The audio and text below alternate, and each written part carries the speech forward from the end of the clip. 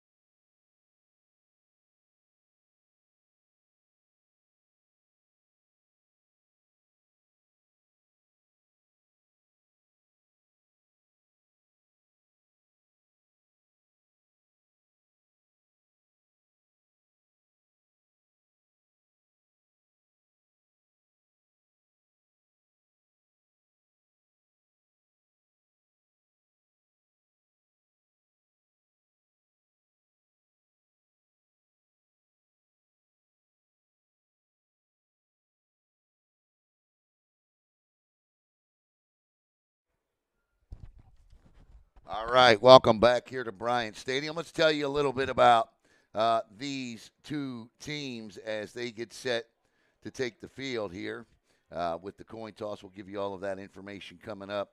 I didn't see who won the toss. I just saw somebody deferred there. But he's calling everybody back. Come on, guys. We can't start like that. Okay, now, now we're good. Now we're good. Now we're good. Now we're good. But yeah, so let's take a look at these two teams. And there's some statistics for you on your screen. The Lakeland Jokers in the upper right-hand corner, 28 points per game this season. They come in at 10-2. They've won 6 straight. They started the year in mid-April. They were 4-2. They have now reeled off 6 straight to reach this point today. The offense is averaging 28 points a game. The defense giving up 12. The defending champion, North Florida Warriors, they play some good ball. The Warriors are on a 10-game winning streak after starting 1-1. The defense, they give up just 10 points a game. 6 times this year, they have allowed under 7 points. They have pitched 3 shutouts. And 38 points per game offensively for them. So they get it done on both ends of the spectrum. If you were wondering maybe which team would be the underdog here today, well, I would think that would be Lakeland coming in at 10-2, going up against 11-1, and the defending champs. So we'll see.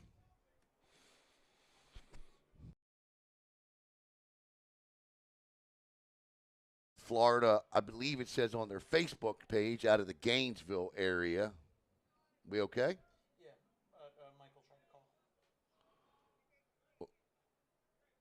Don't. So we're ready to kick off. Time, you didn't do the time.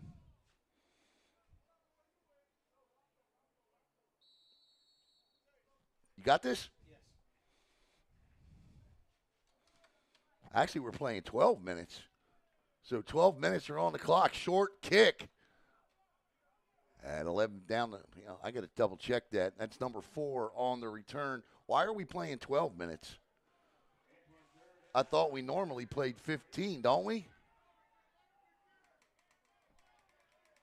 Well, maybe they agreed on 12-minute quarters for the championship. 11:49 on the clock.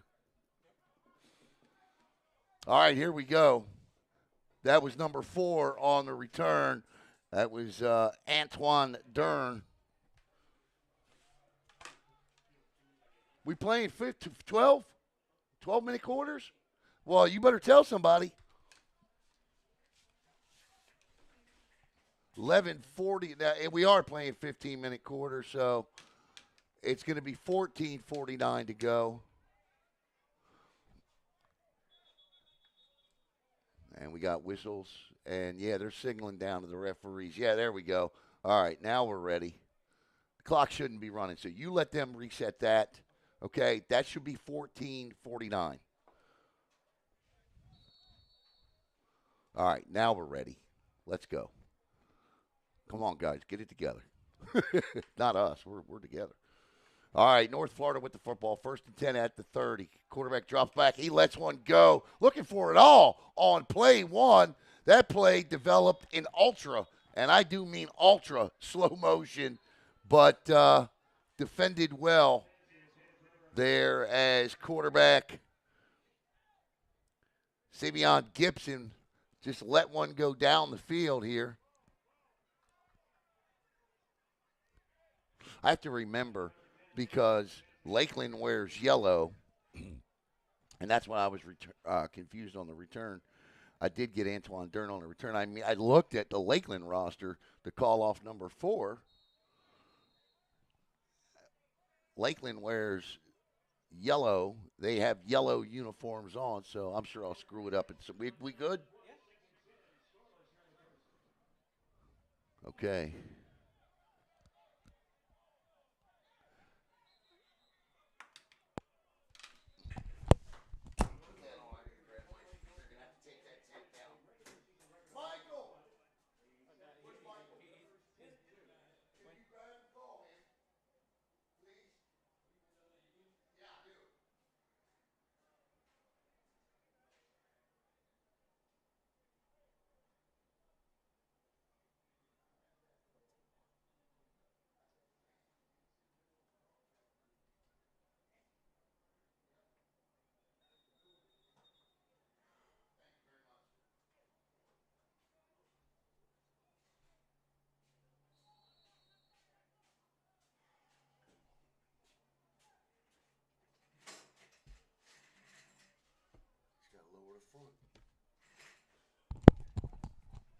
All right, here we go. 14:40 to play. First quarter. Turns, gives, and the Jokers swallow that alive.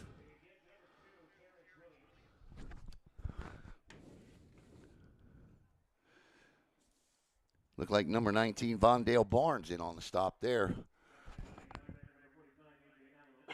And number 45 as well. Brendan Losing. 2nd down and a country mile for a 1st down for North Florida as this Jokers team is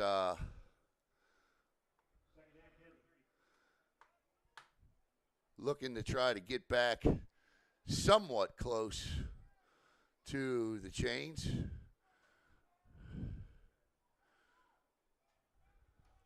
$13.50 to go. Play action. Everything's taking a little long to develop for North Florida right now. That's quarterback. That's number 16 in for North Florida. And he's listed on my roster as Don Perdue. It's taking a little long to develop. This could be nerves for North Florida. You can shut that.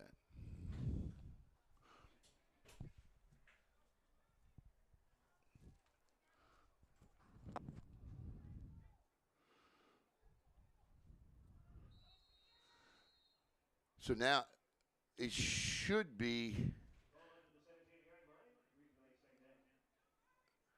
Well, there was a penalty on the play, so now it's 2nd down and 20.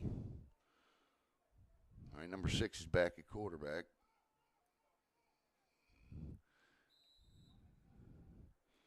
And that's a handoff that doesn't go anywhere. Is that 6 or 16? That's what I'm trying to look and see here.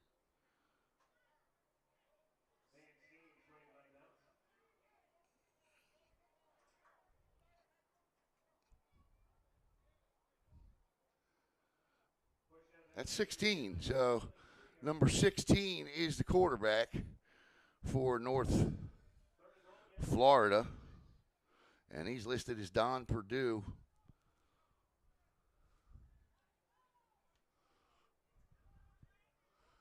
So now it's 3rd down and about 18. He is going to be sacked, big time sack in the backfield. Kerwin Harrison Jr. And that will bring up the first 4th down punting situation as the Lakeland Joker defense does not give up a yard. In fact, they force 2 penalties and a loss of yards. It'll be 4th and 23 for North Florida.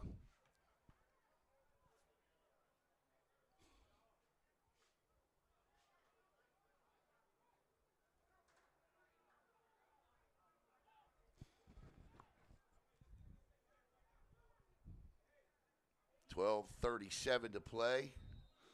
And there's a flag. That's going to be delay a game. Or nope. Illegal substitution. So that'll back them up 5 more yards. So now it'll be 4th and 28. 4th down and 28.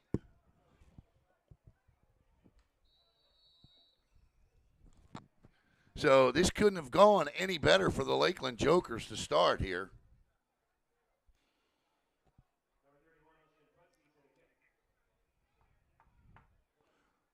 Good snap and a high punt. Ball's going to bounce at the 45 and head out right at the 50 as the deep man was Lorenz DeShazer. And for the first time today, we'll see the Lakeland Joker offense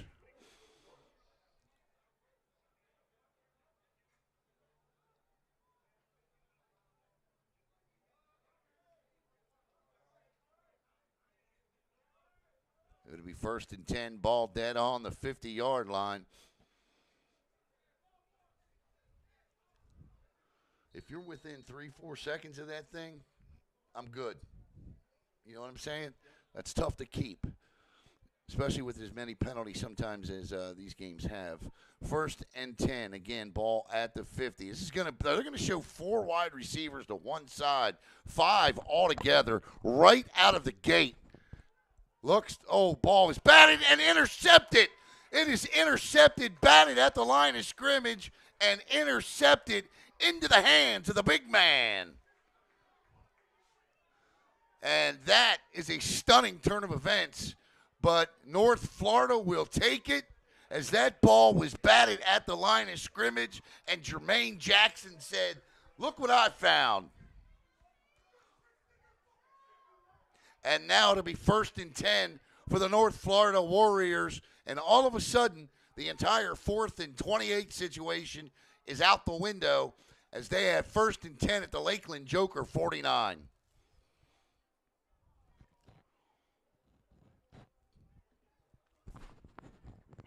.12 12:02 to be precise to go here in the first quarter of play. As Warrior quarterback Don Purdue gives big run right on 1st down. That's running back Terrence Williams. Actually, we got a different quarterback in now. So it looks like we're going to rotate quarterbacks today. That is going to be number 6. That is Savion Gibson. So there must be obviously 2 different quarterbacks that run this offense. Savion Gibson being one here, and a much different start to this drive than we saw on the last drive, or on their opening drive, I should say. Their opening drive, they tried to air it out down the field for nothing. The pass was incomplete, and immediately they were in retreat. Ended up punting on 4th and 28. Here they pick up 18 yards on first down, and now it's 1st and 10 at the Joker 36. Turns, gives again. Why not? And why not pick up 4 more? Good run there by Terrence Williams between the guard and the tackle on that right side, opening up a nice hole there. And that'll bring up 2nd down and 6 as Williams will limp off the field. That's a, oh no. So he'll take a seat. He'll take a seat and, no, he gets back up. Hope he's okay. He's not putting any pressure on that ankle. Hope he's okay. I'll tell you what, I don't know that I've ever seen somebody never put pressure on a foot hop off the field as fast as he did. Yes, he does. 2nd down and 6 now. Gibson now with number 17, Ja'Cory Hunter, the running back. Savion Gibson with Hunter to his left. 3 wide receivers. The give is to Hunter. Hunter with a big hole there. That's a little heavy counter back to the left side, and that picks up almost 4 more, but it certainly brings them within manageable 3rd down distance at 3rd and 3 and obvious 4-down territory now. I don't know what the kicking situation is for North Florida, but obvious that they got 2 downs here. They don't have like an Adam Vinatieri type booting, that they got 2 downs to pick up 3 yards here. This is where that Lakeland Joker defense, who has now been on the field for the first 5 straight clock minutes of this game. Listen, it was 86 degrees, felt like 95 at kickoff. It's only getting hotter as they play on this turf here at BRYANT Stadium. Gibson with Hunter to his left. This time it's a pass, and he throws and overshoots his intended target. I don't like the call, but I guess you got to try, right? So now it's 4th and 3. I mean, you just ran the football for 2 downs. It picked up great yards. And now it's 4th and 3, and now you got to get the 3. But at least with it being 4th and 3, the whole playbook's still open. Yeah, that's a good point. The entire playbook is still open.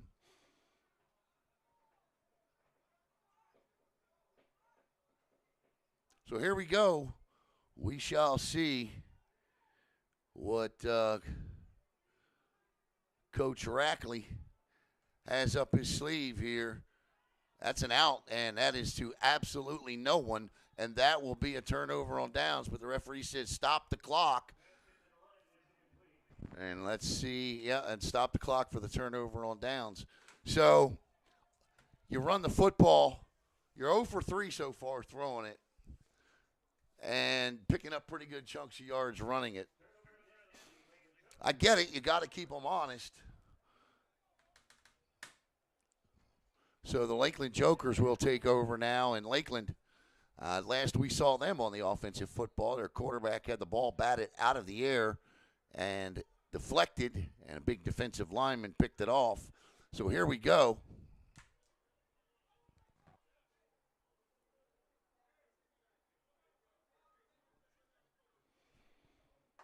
Offsides. He didn't stop play. There was contact made. Quarterback throws. That should be picked off and broken up.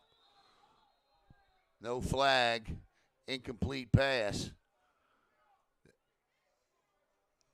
Yeah, that's offside. So that's a free one there. So it'll be 1st and 5 now.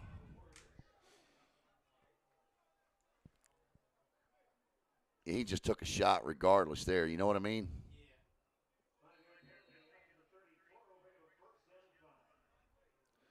So now it's 1st and 5 for the Jokers.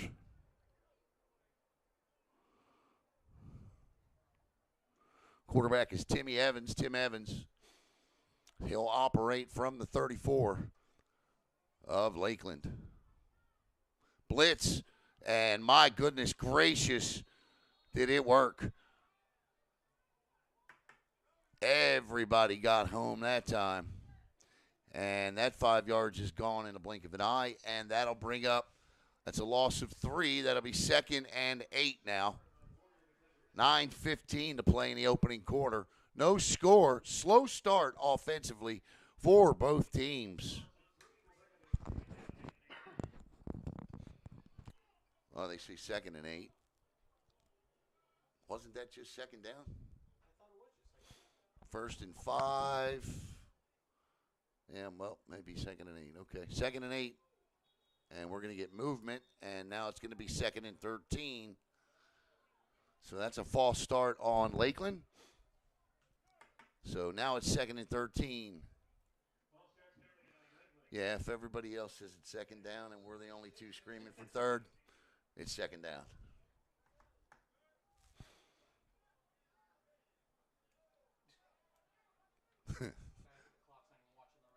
Yeah, 2nd and 13. Quarterback drops back. Evans scrambles. Nice block.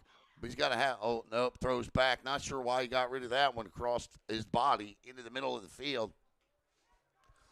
It'll be 3rd down and 13. Dangerous throw there. There to break up the pass back across his body was Trevis Johnson, the DB.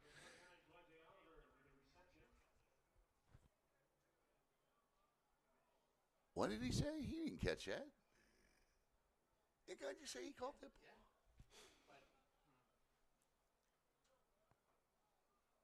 And one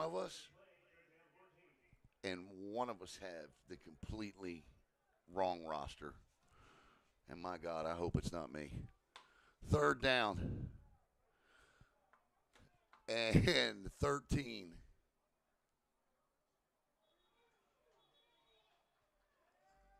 I think it's another motion penalty on Lakeland. Yes, indeed.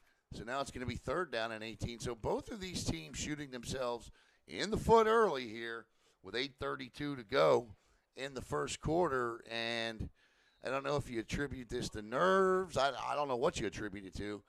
I know it's hot out there. And these teams usually play about 6:30, 7 o'clock at night. Evans drops back, and he lets it go. That's, oh, my goodness gracious, that's got to be a flag, and it is not. He got away with tackling the wide receiver at the leg. So, for right now, that's just good coverage if there's no flag.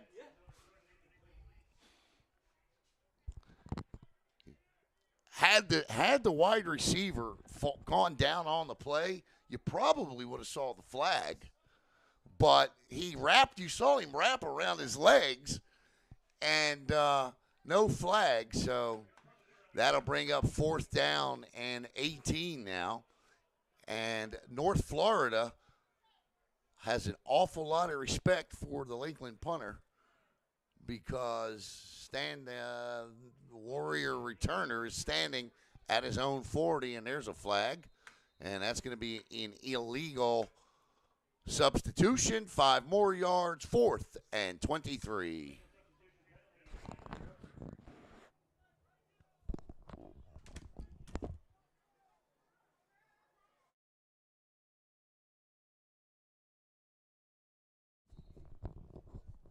If you're just joining us, we have had more penalty yards than offensive yards.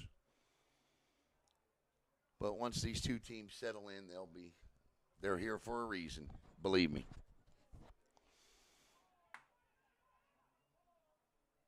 Snap is slow to get back, and the punt is just not a good one. It will take a Lakeland bounce, though. My goodness, did it ever take a Lakeland bounce. That ball goes all the way. I mean, it goes end over end. It bounced at the 30 and rolled all the way to the North Florida 48, and that's where the Warriors will come out for their 3rd offensive possession of the football game. Let's see if the Warriors will return to the ground game here, or will they try to continuously and effectively or ineffectively Throw it. What are you looking for? Okay. I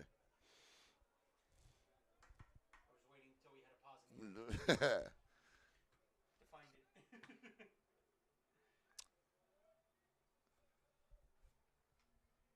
So Savion Gibson turns and gives.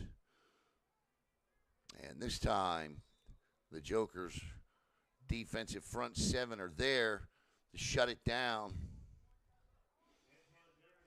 Picks up maybe 3.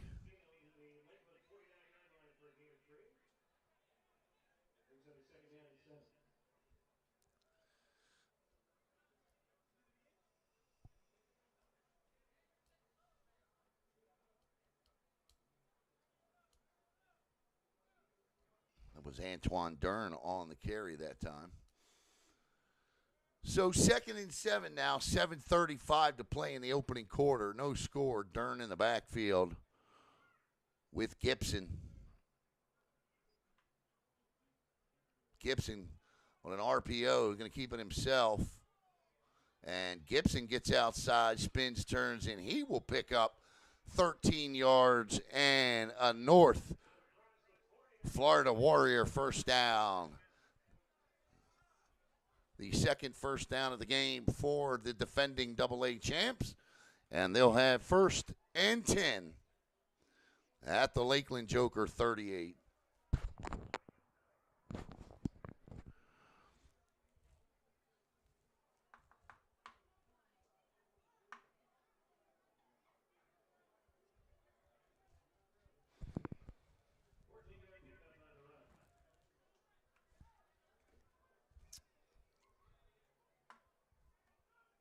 Gibson. There's, oh my goodness gracious, they got 10 guys, 8 guys in the box, and they all come one-on-one single coverage, and the ball is not catchable.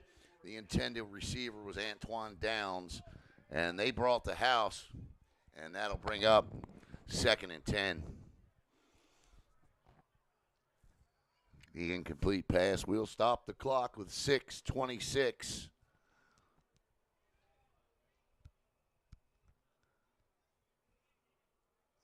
I love coming here. Bryant Stadium. I don't know. I just know this man that's always here. That when we're here, whether it's the youth Super Bowls. But they just do a terrific job here. Michael Torres, the president of the EAFL, hits a home run this year for sure. That's a false start. Yep. And that'll be called on Corey Hunter, the listed as a DB, but no, he's listed as an RB. I'm sorry, he's listed as an RB. So that'll back him up. Now it's 2nd and 15. The owner for North Florida, Mathis Jackson. Chris Wilkerson, the owner for Lakeland.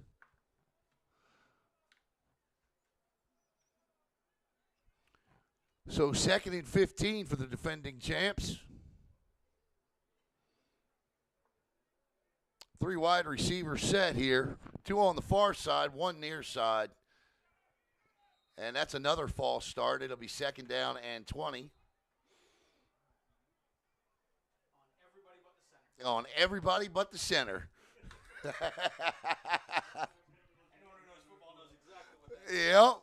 False start on everybody but the center.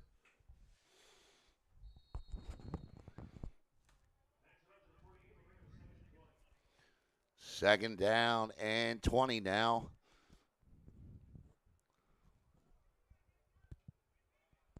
So the old proverbial bullet in the foot, shooting themselves in the foot here. Both teams are doing offensively anyway. And there is confusion in the secondary of Lakeland right now, so I guess they got it worked out. 2nd and 20, quarterback Gibson drops back. He is under heavy pressure. He will not go down the first time, but he will the second time. Flag comes flying in late.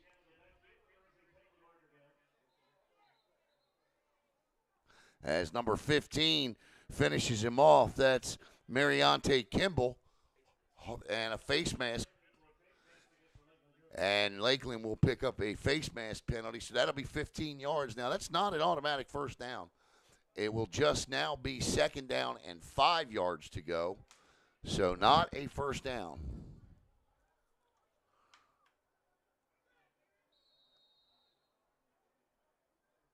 And it's a spot foul, so the 15 yards comes after the sack, so it's second down and 12 still, apparently. So still playing from behind the sticks, but just not as far.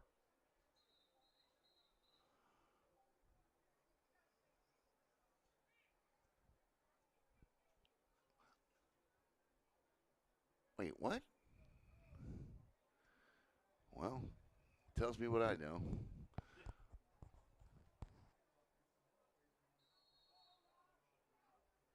Okay, first down. All year, that's been 15 yards, regardless. And today it's a first and 10.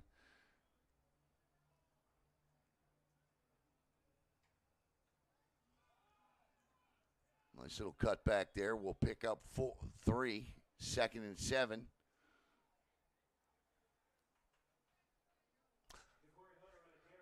So Ja'Cory Hunter with the carry there. Because I can remember having the debate with Eddie Dufresne about that's a first down. He's like, no, it's just 15 yards. If there's 20 yards to go, still 5.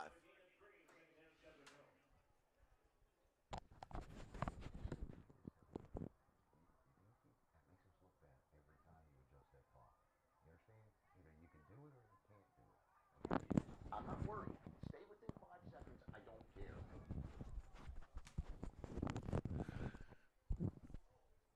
And his little swing pass there is incomplete on second and 7, and he could have run for days on that one. Hunter, the intended receiver.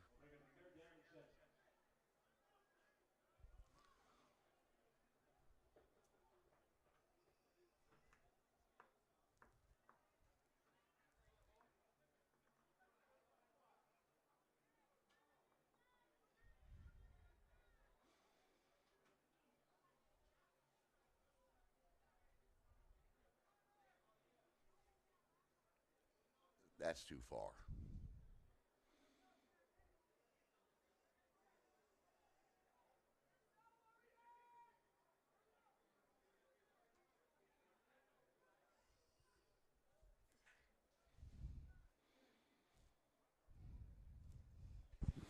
We're going to wait to start the clock because we are 10 seconds off. So, delay of game, so that's going to back them up 5 yards, so it'll be 3rd and 13.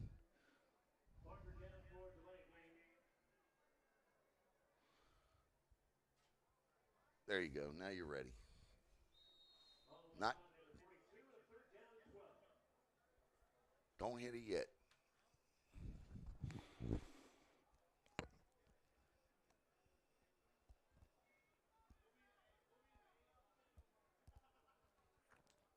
Third and 12, we'll call it. Sivion Gibson. Now nobody in the backfield. Gibson looking, fires, throws, and a dart caught, spins, turns. Great pitching catch. Antoine Downs picks up the North Florida first down. That the best play of the day by either team. A decisive throw from Gibson to Downs. And that pass goes all the way to the Lakeland Joker 22, 1st and 10. That was a beautifully thrown football.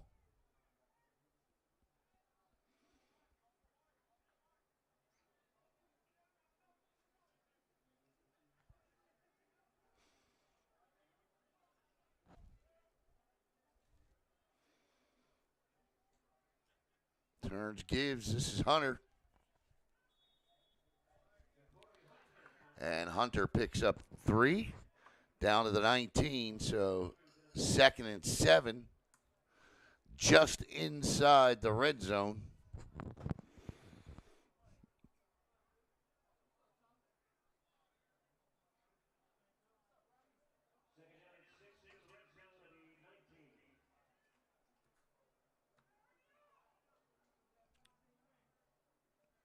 So a long 6 or a short 7 here, but second down nonetheless. As Savion Gibson is going to follow Hunter through the hole. He's going to have a first down and more. Down to the 6-7 yard line goes Gibson on a keeper. Straight design as he just followed Hunter through, and it'll be first and goal for the defending AA champs, North Florida Warriors.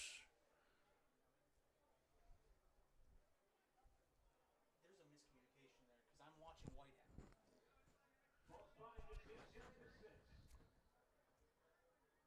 Yeah, I don't know why he keeps stopping the clock on every. Yeah, he's like right now he's telling him to wind it. And, the official's throwing his hands up in the air. Yeah, no, you're right. He's frustrated with the timekeeper. The time guy's not paying attention. You're right.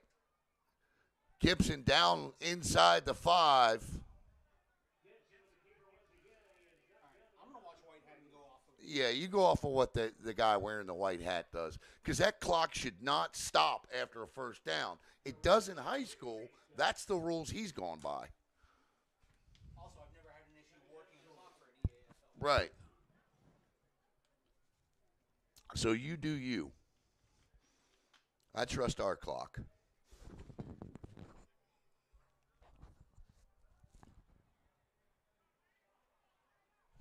Yeah, like right now he's got what? 2:38. I don't know why it's stopped. Okay, he's running it. All right, now we stop it. Timeout for North Florida. We'll step aside, be right back here on Brevard Sports Network.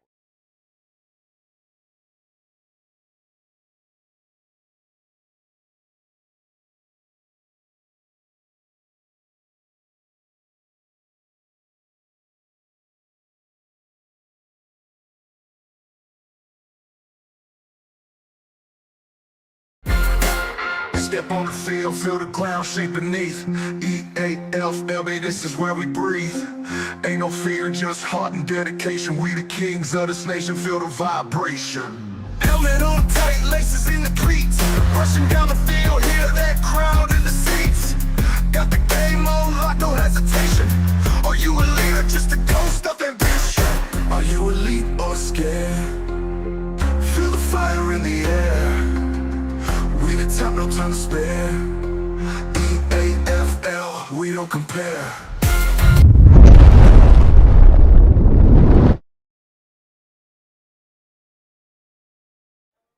All right, welcome back here. Second and goal from the 4. The big package is in, I dare to say there. I mean, goodness gracious, yep. And they're just going to follow him through. Touchdown, North Florida Warriors. And Twan Dern with the score from 4. And with 2:28 to play in the first quarter, it's 6-0 Warriors. You're right, the clock should be stopped. I don't know why he's running it. He just signaled up to him to stop. Right.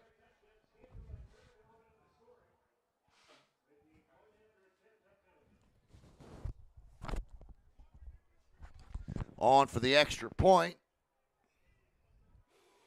All right, looks like they got a kicker. Got some soccer shoes on out there. Okay. Snap, hold. Yeah, they got a kicker. Kick is good.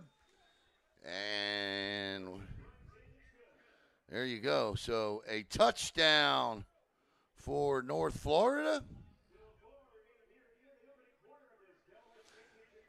And a good drive by the Warriors there, taking over on that punt, Caleb, that they started at their own 48, so a 52-yard drive. What are you doing? Oh. And now Lakeland will have to get together and figure something out here, as their offense will need to come to life.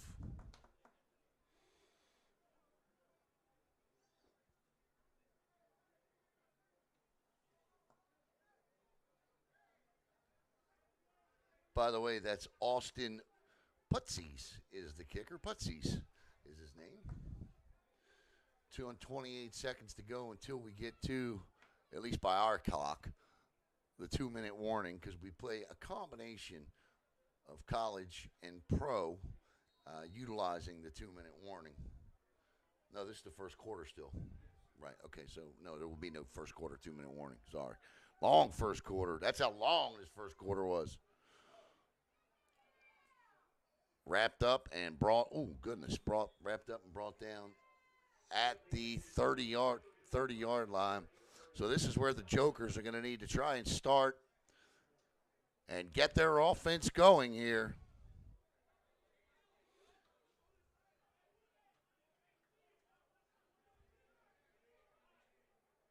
"43-minute first quarter."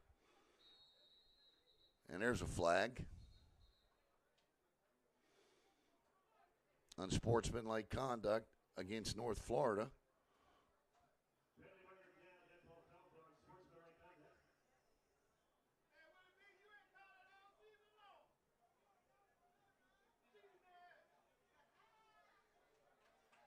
Who's he calling that on?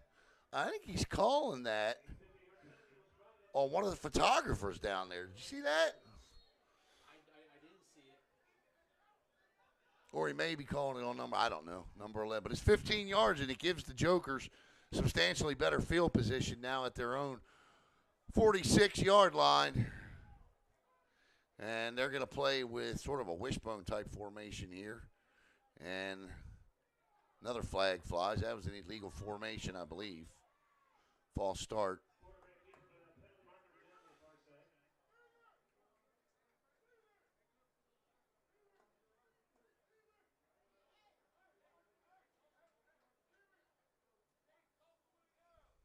Yeah, false start. Thought the running back was leaning there, so that'll back him up 5 yards, and it'll be 1st and 15, and we'll do it all over again.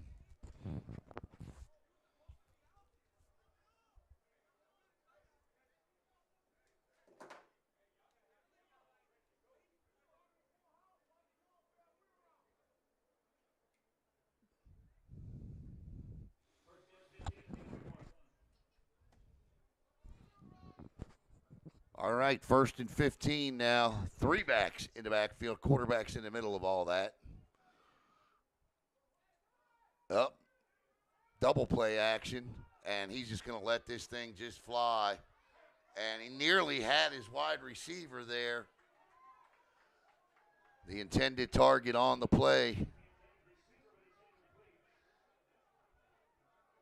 was that number 15?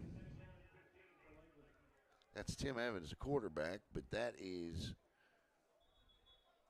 00 Tyson Mills was the intended target. Mills had his guy beat, just barely missed it. Timeout, Lakeland. So a timeout on the field. We'll step aside and be right back here on Brevard Sports Network.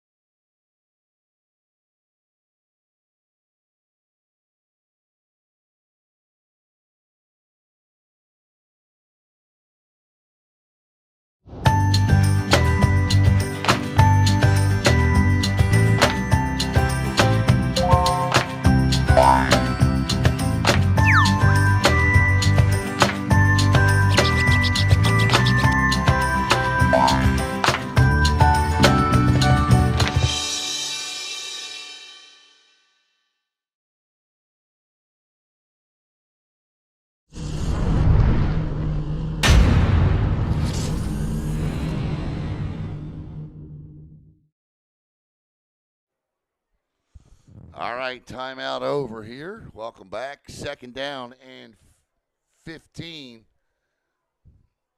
My clock's got 2:02 to play in the first quarter as we approach a 50-minute first quarter, which is absurd.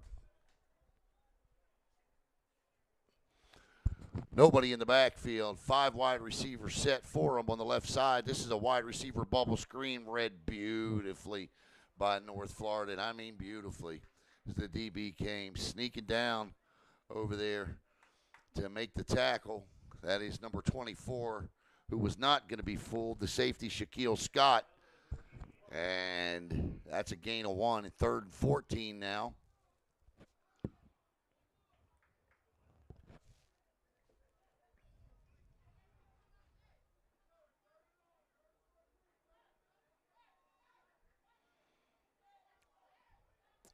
Same formation, just to the other side. They were putting all 5 wide receivers on one side.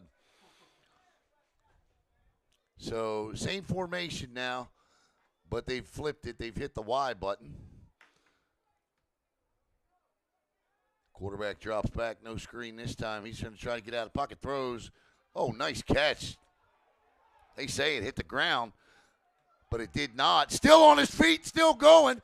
And nice job not giving up on the play there by Tyson Mills. Mills did not give up. Not sure the ball didn't hit the ground, but the rule is that it can as long as it doesn't aid in the catch. He had control of the ball. I don't believe the ground aided in the catch. And Mills picks up the first down, and now it's 1st and 10 at the 36 for Lakeland as they try to counter and score here with 21 seconds to play in the quarter. Evans and a whistle, of course.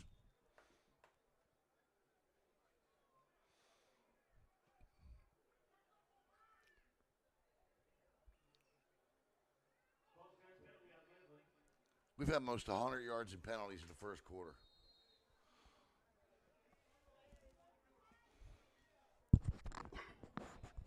Next year, Michael Torres, and that's the end of the first quarter. So next year, Michael Torres has said that this is the last year of the AA division. So, all right, that's the end of the first quarter. We'll be back with the second quarter. 7-0 Warriors on top.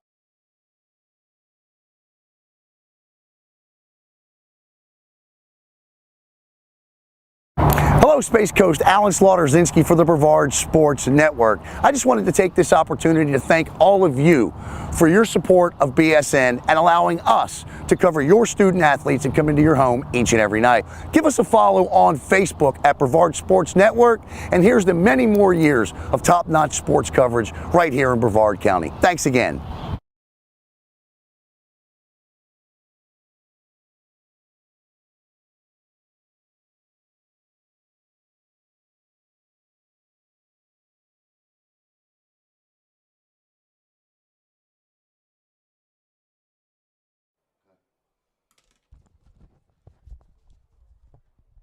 All right, 2 teams will flip around here as the Lakeland Jokers, who are wearing all white with the yellow helmets, are now moving from right to left on your handheld device. The defending champ North Florida Warriors are now defending the goal to their left.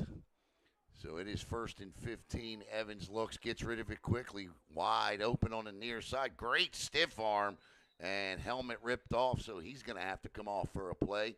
And that's Leroy DeShazer, the wide receiver. And DeShazer will pick up 10, but remember, they needed 15, so it'll be 2nd and 5.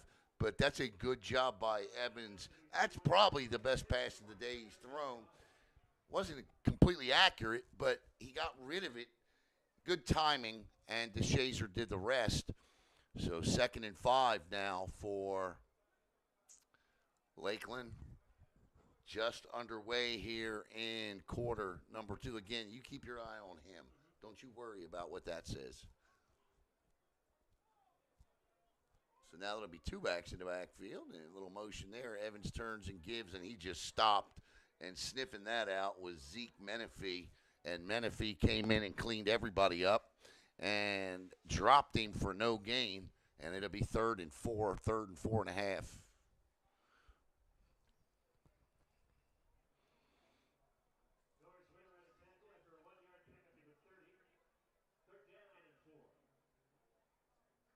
So I would think that, again, unless they've got an ultra foot there on their sidelines, I would think this would be 2-down territory here. Let's see their approach. Gregory Williams in the backfield with Evans. Man in motion. Cuts back. Evans drops back, throws, nice pitch and catch, spins out of a tackle, down the sidelines, cuts back down the sidelines again. Touchdown! Lakeland, did he get in? Yes, indeed, he does. What a catch and run by the receiver.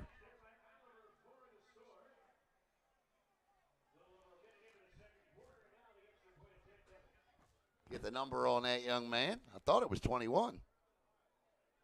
Or was it the Shazer again?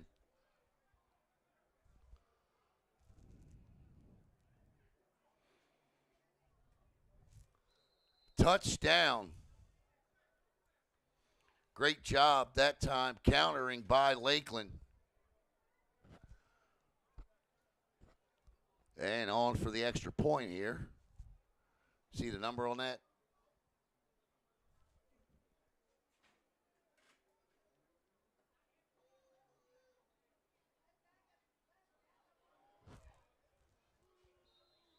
Yeah, that's no good. All right, we'll try to get the number of the young man that caught this touchdown, and we'll be right back here on Brevard Sports Network. 7-6 following the missed extra point and another penalty again.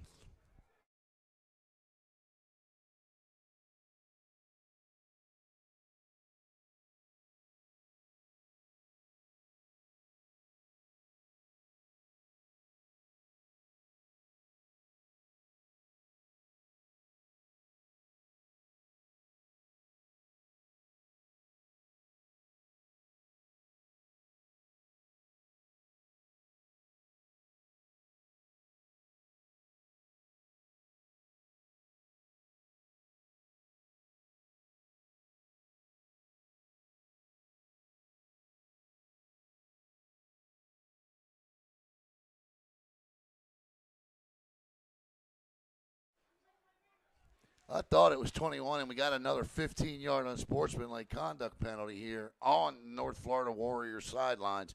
Not sure who the penalty keeps getting called on, but it could have been Sylvian Severa, number 21, who caught that ball, I believe.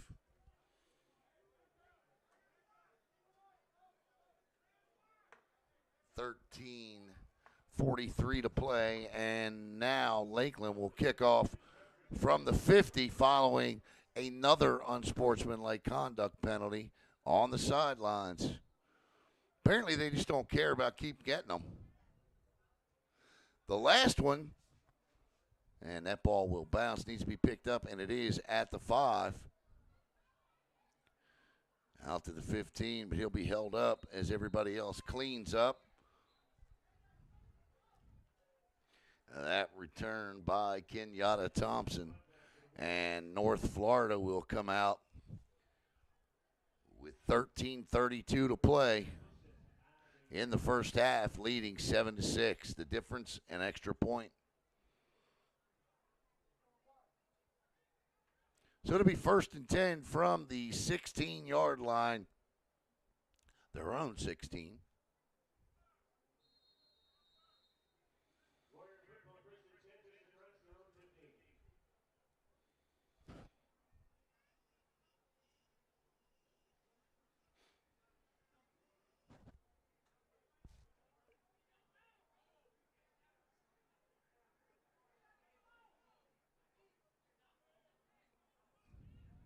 Back just does not have his hand up yet, so still time at the line.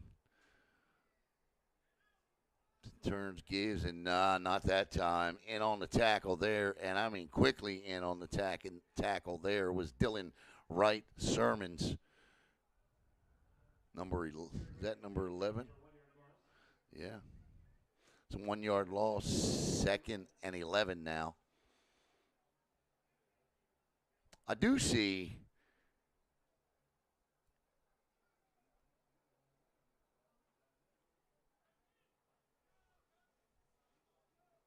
Or no, check that. Is that? Yeah, no. Is that? Yeah, I do see Terrence Williams back. The running back that went off with the bad ankle earlier in the game. He's back.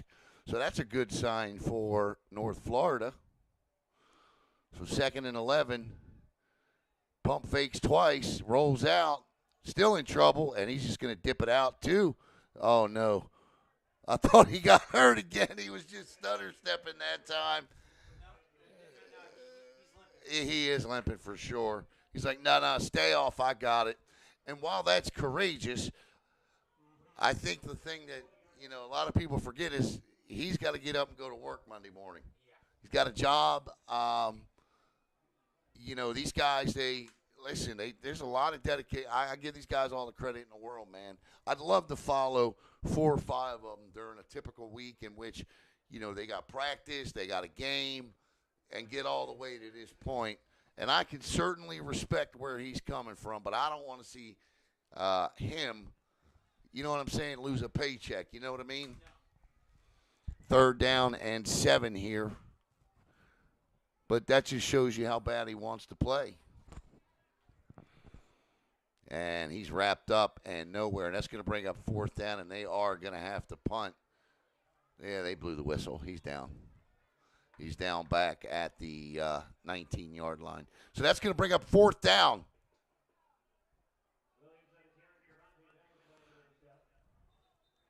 Savion Gibson. Don't forget, we got the AAA game coming up between 12-0 Cherokee County.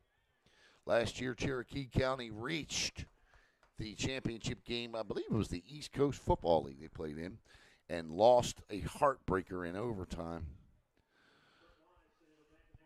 And they will take on Tarpon Springs.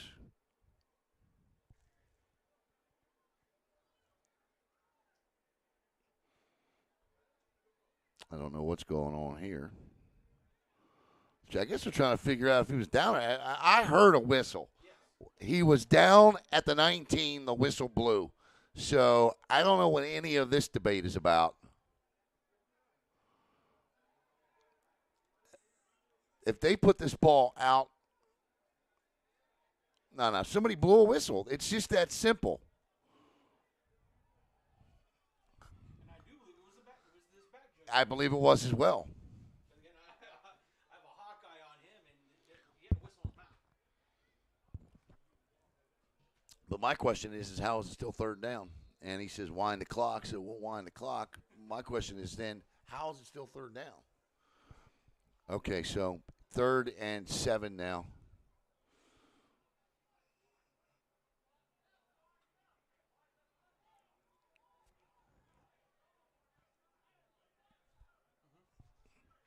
My counting, is that correct?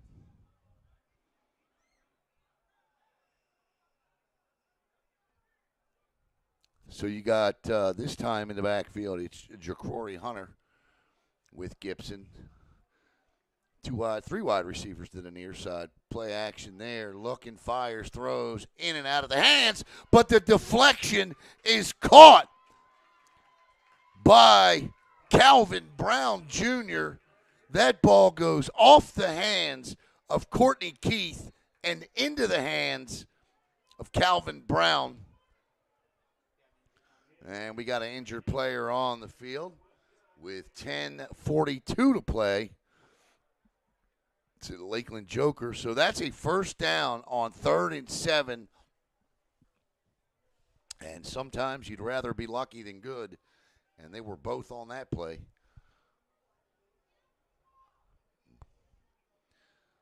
That turf's got to be well over 100 degrees out there. Kickoff and temperature, it was 86, felt like 94. Add 10 degrees down on that turf. That's 104. Yeah, it's got to be feel like about 108, 110 down there.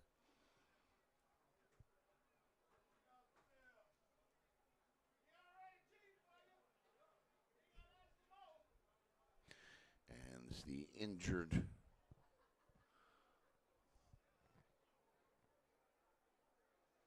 Lakeland Joker. Being helped from the field is Freud Sinnott, the defensive lineman. And Sennett will come off. And hopefully he's okay.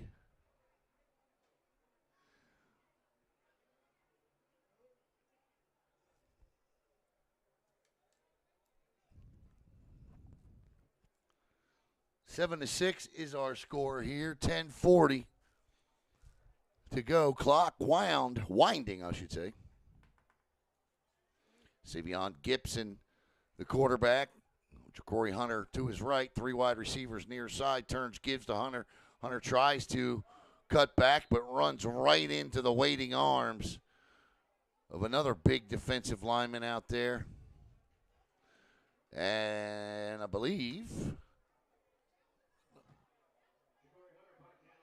he's wearing 0. That's Dominic Sampson. Or no, check that. I'm sorry. That's Kerwin Harrison, the defensive lineman. I was looking at 0 for North Florida. Kerwin Harrison Jr. out there.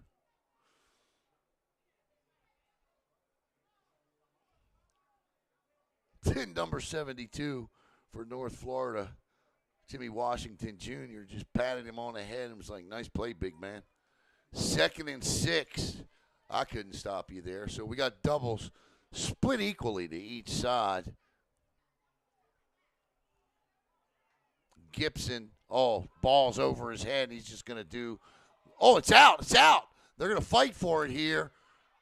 And no, the white hat says no. Gibson got it back. But a tremendous loss of down here, or loss of yards and down. And now it'll be 3rd down at 14. And Gibson is getting up now. Actually, that's Hunter getting up. Teammates to pick him up. Yeah. So now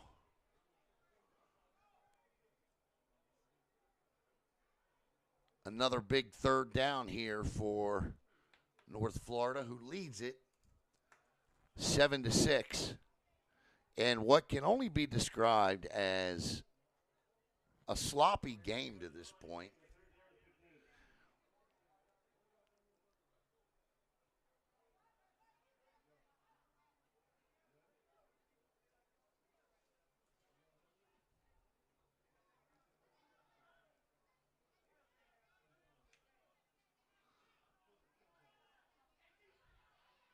Wide open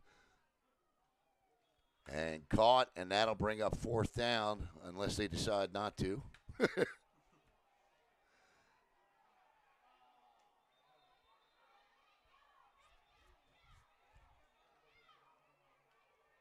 I'm not sure what all the hoopla is over there on the sidelines, but he caught, got popped. You could hear it from over here.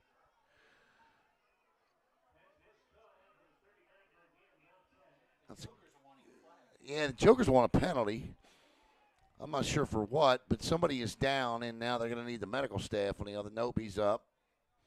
So that's a 10-yard gain, but still, with the loss of down on the bad snap, that'll bring up 4th down and, what is that, 7? 4th and 7 now. So I would think they're going to have to punt here with 8:57 to play in the first half.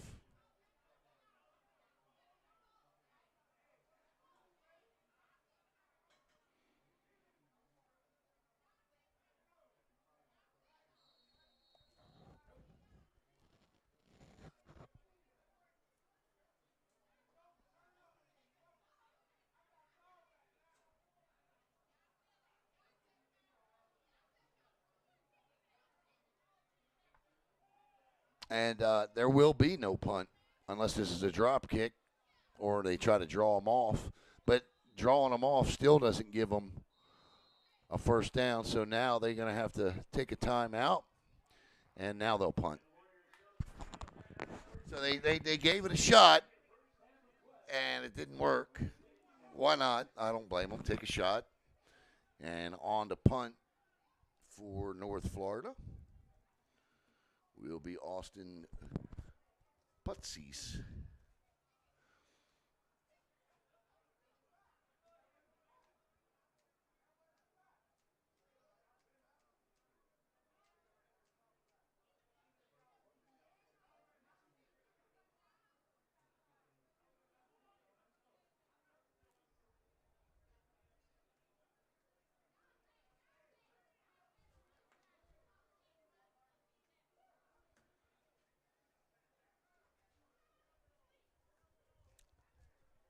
So Putsy's on the punt. And back deep is Lorenz DeShazer. And now I see why the respect. DeShazer is going to stand at his own 15.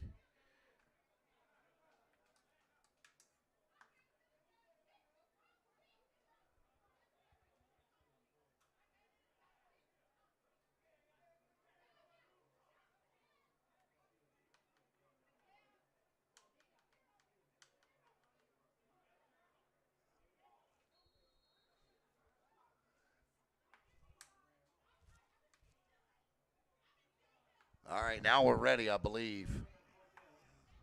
Bad snap. He better hurry. And he somehow gets that up, and there's an end over end. I don't think that one's going to take – oh, yes, it does. It takes a little generous bounce. Not as much as the one we saw earlier. But the Lakeland Jokers, with 8:13 to go, will take over 1st and 10 at their own 40-yard line. We'll be right back.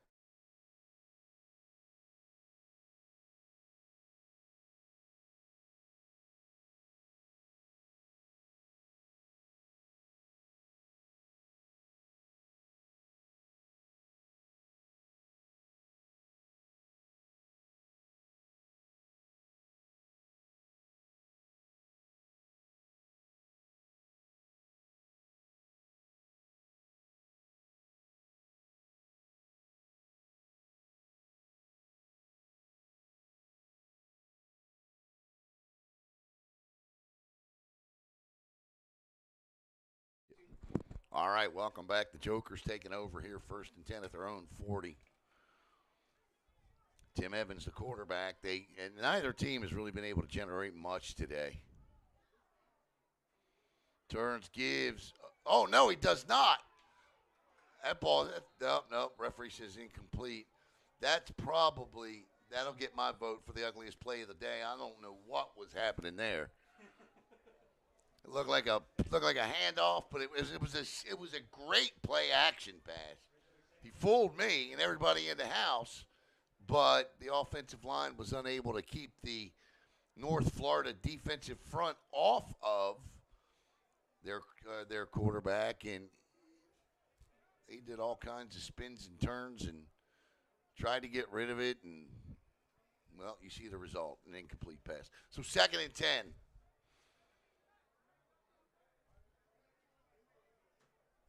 .805 here. It'll be doubles. Wide receiver split equally to each side for Evans. And this time, Evans again looking to throw. And again, he lets this go. And that should have been picked off. Was not picked off. But Kerwin Harrison Jr. is doing push-ups because he knows it should have been picked off. And that'll bring up 3rd and 10.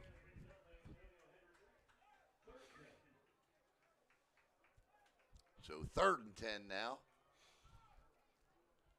for Lakeland.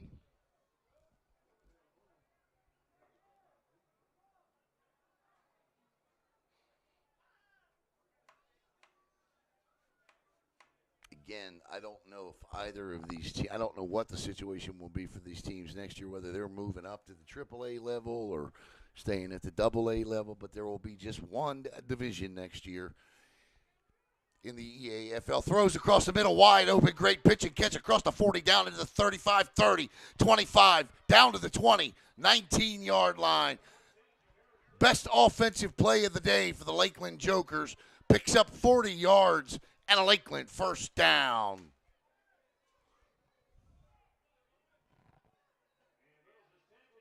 And number 14, Tavares Littles on the reception. And Littles with a big gain on his first catch of the day. And it's 1st down, and the ball is right at the red zone. Quick snap here, trying to catch him asleep. Does. Throws. And good coverage immediately following the catch there by Darius Covington. The outside linebacker comes up and makes the stop for North Florida, preventing any more of a catch and run. And there's yet another flag. And I'm not sure what this one's going to be. but it's some kind of unsportsmanlike conduct penalty because it's after the play, and it's going to be on Lakeland, and they're shooting themselves in the foot now. Oh, so it wipes out. So personal fouls offsetting.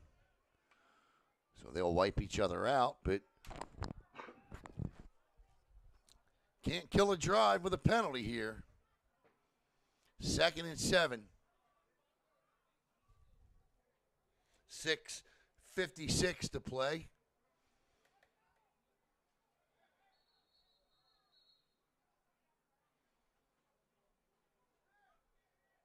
He's sending the player off. Better be he's talking. They better be careful. He's not. He's shown he has no issues with throwing flags for talking. He's done it twice to North Florida, just on their sidelines. 2nd down and a long 7.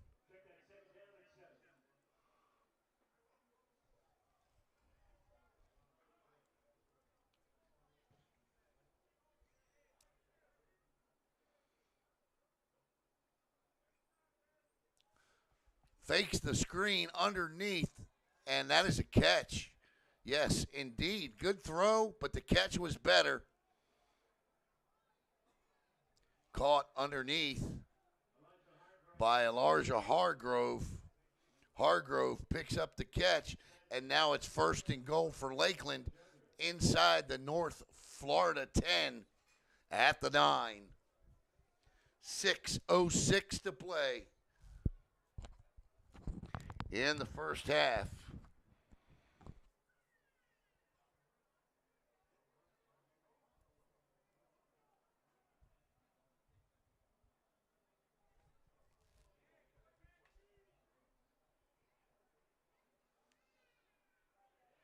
Cuts back, wide open seam down the middle.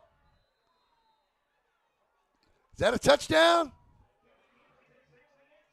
Touchdown, Lakeland. And that was the wide receiver in there that took that ball. Tavares Littles with the cure. So with just over 5 minutes to play here in the second quarter, Lakeland takes a 12-7 lead on a Tavares Littles 9-yard touchdown run.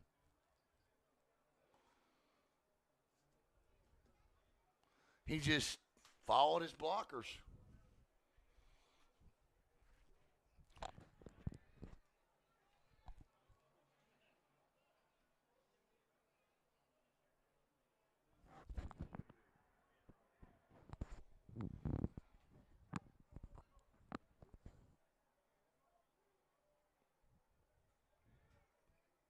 Looking for 2, throws back. Oh, wide open. Nicely executed play there.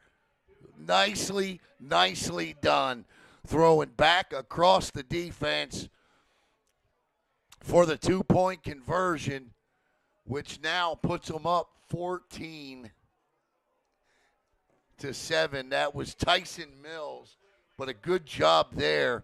Selling it right, throwing back left, and it's 14-7 Lakeland as the Jokers score.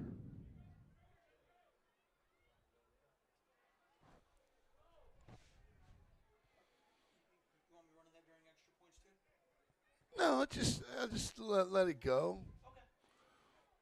I can do that. Yeah.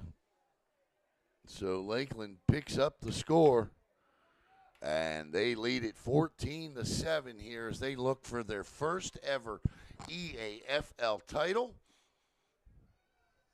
5:12 to play in the half. That's the best drive of the day for them, counting the one they scored on previous. It was a nicely executed drive. That will have to please Dante Cox, the head coach.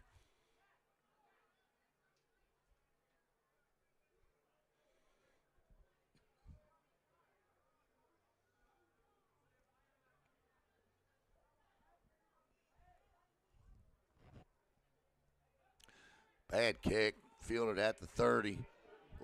I mean, 2 tremendous blocks, and that's a good good run back there by Darius Covington, number 9. Darius listed as an outside linebacker, but we had a block that just absolutely shook the foundation of that young man's world on that return. I mean, he's not seeing stars.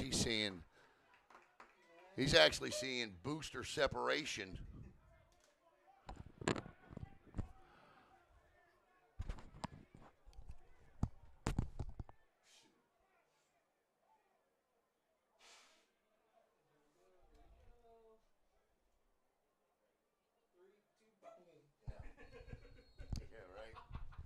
Yeah.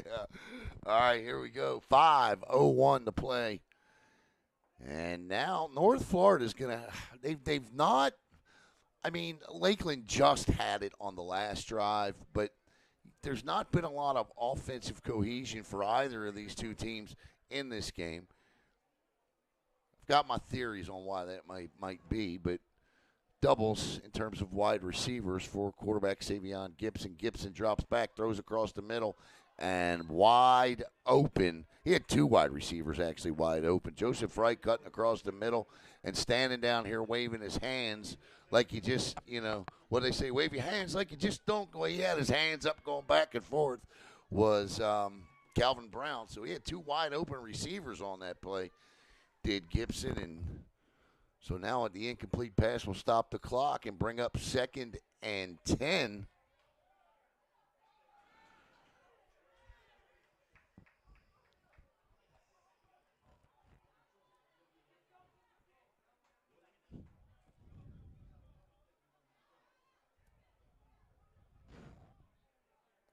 Ball at their own 40. North Florida in the yellow, moving from left to right. Gibson back. He lets it fly, and nice job coming in by number 9, Julius O'Neal. The DB just came in and at the last minute tipped it away to ensure the incomplete pass. So now it's 3rd and 10. Clock stopped at 4:47.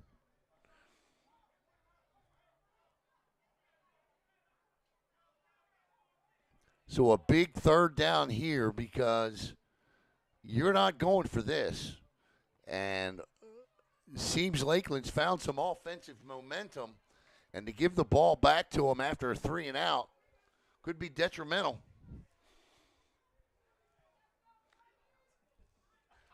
14-7. And this is Gibson again. Looking, fires, tipped, and great coverage again, nearly picked. And that time, Joshua Chapman comes in and knocks it away. So 4th and 10 now. And 3 and out goes North Florida following a Lakeland touchdown. And the Warriors now looking at something that they're not used to seeing, and that's down on the scoreboard and no momentum. 11-1, they haven't lost a football game since week 2 of the regular season. They've come in 10 in a row.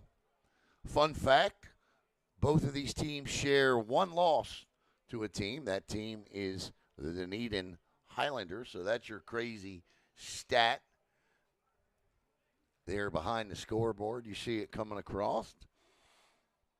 4th, and that's going to be a whistle and a delay of game, so it'll be 4th and 15, no harm, no foul. But the crazy stat, both these teams have lost to Dunedin this year now. Lakeland did come back and beat them when it mattered most, and that was in the playoffs 2 weeks ago when they beat them 25-20.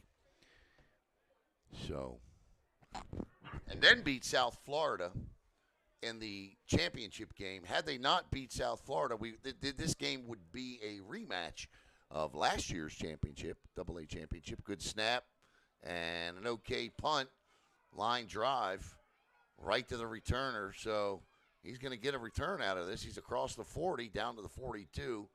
So 4:28 to play.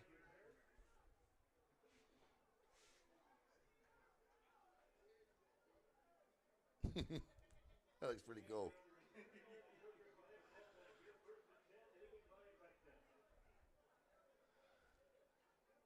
So the Jokers will get the ball back with 4:28 to play, 2 timeouts, and a 2-minute warning.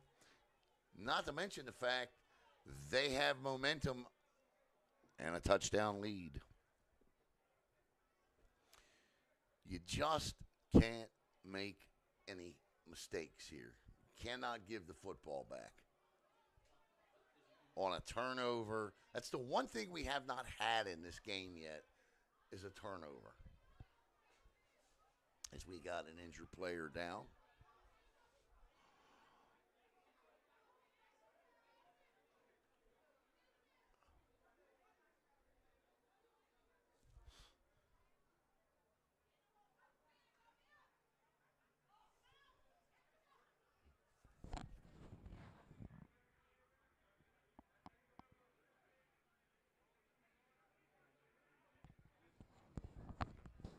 Injured player still making his way off the field. It is Antoine Downs. He's having a hard time getting off. And he's almost at the sideline. Yeah, I think that is heat. You got to be careful, man. So Lakeland takes over 1st and 10 at their own 41. Fakes the jet sweep and lets it fly. Come back shoulder caught, and he's okay. First of all, that pass was thrown by Dylan Wright Sermons, number 11. That pass was caught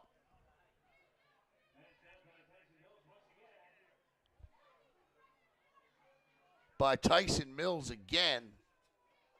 And Mills just stopped and let the DB run right by him. Tim Evans is back in the game.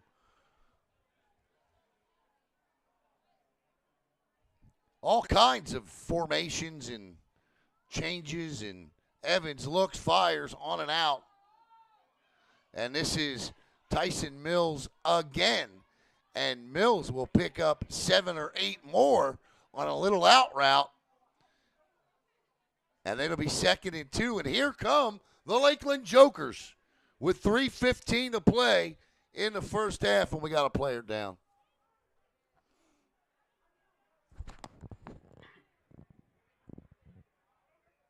This is end of the half. Cramps and heat exhaustion. You're right. You're absolutely right. That's exactly what this is. This is a first half that is pushing 1 hour and 25 minutes. That's NFL territory with commercials.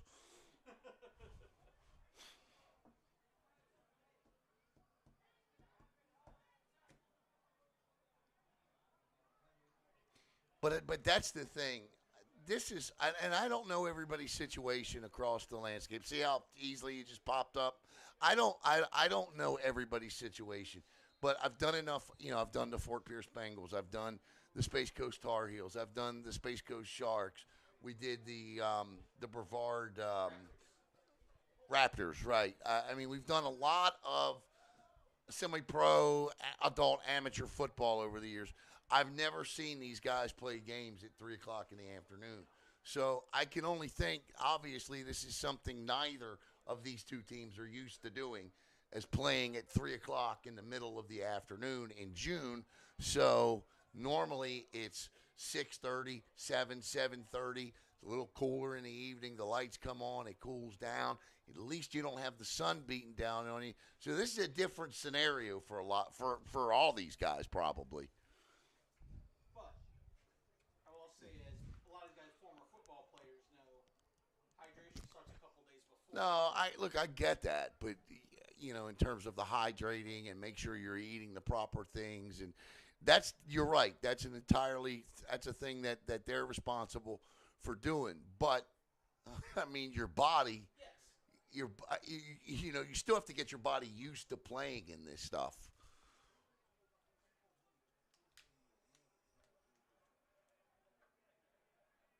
As 2:06 to go, we have, so we're close to the 2-minute warning. Either we're right or the clock on the scoreboard's right.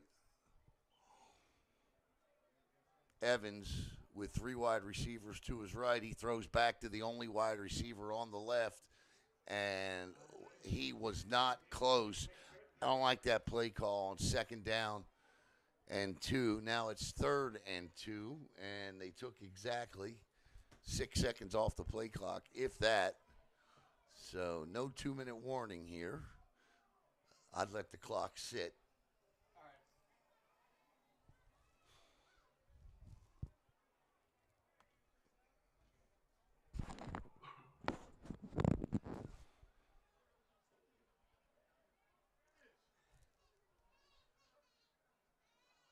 Blitz, and it works.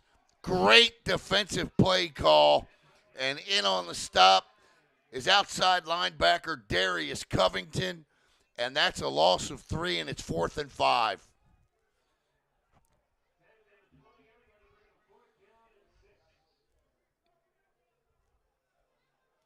Yep, I would just wait there.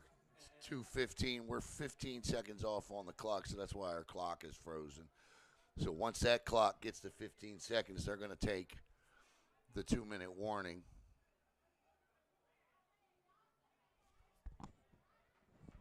Or they won't. They do it every game. I don't know why they didn't do it here. So, all right, here we go. Under 2 minutes to play.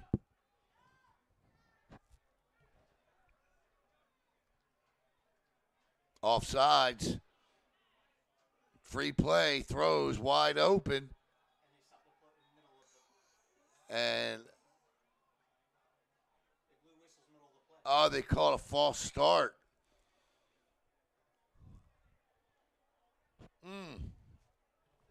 They called a false start, and that's why Evans is so upset. I'm like, what is Tim upset for? And the reason is he called a false start. So that now it's going to be 4th and 10 with 1:36, 35, 34 to play here.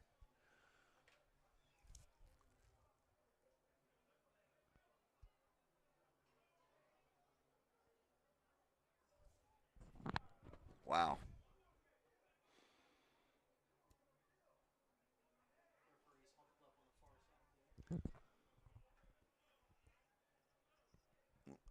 I thought it was offsides, man. And I think that's what this near side official came and just relayed to the group. Yeah. Because he just made the offsides call. Did he? Okay, so they do change it to offsides. So now they're going to mark it 5 yards ahead, and that should be 3, 4, 5. They're going to be a half yard shy here of a first down, but it goes back to 3rd down, or should go back to 3rd down or 4th down. Why is the thing flipping to 1st? I don't know. That was not it's 4th down. It should be 4th and a half yard.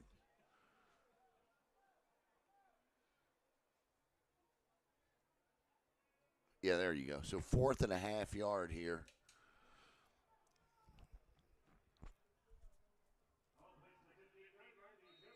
So this is this is the biggest play of the day for that North Florida Warrior defense, who's only allowed 10 points per game this year.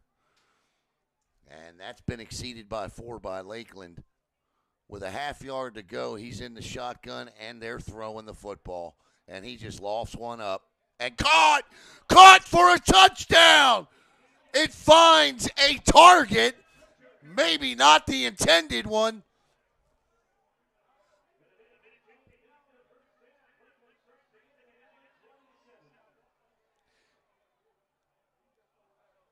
And now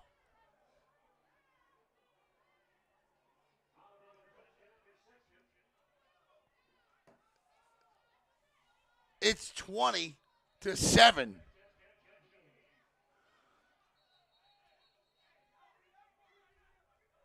See who caught that.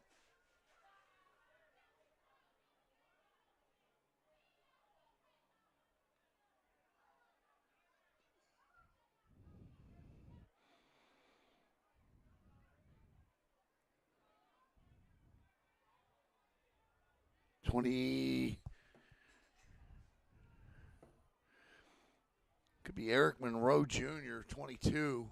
That's what it looked like. I'm not sure. That's not right. Come on, man. You got to get that right, bro.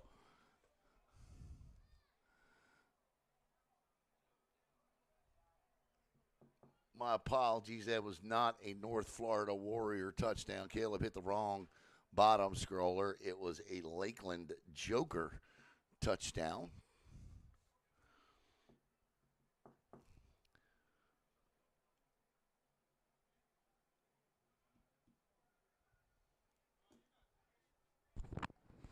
Not sure why the officials are over there by the stands.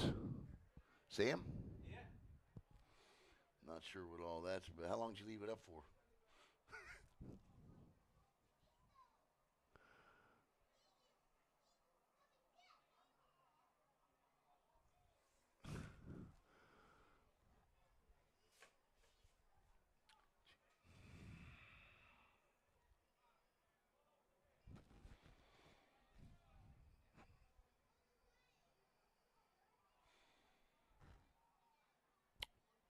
Great drive by the Jokers to put them up 20-7 as we wait on the extra point here. Not sure what is going on in the stands.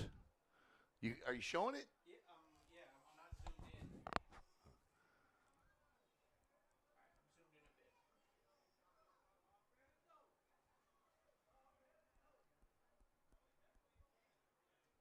bit. Yeah, I don't know what that's all about over there.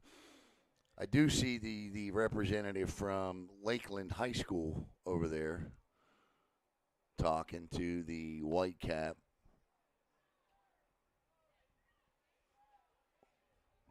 Is there any security over there? I can't tell.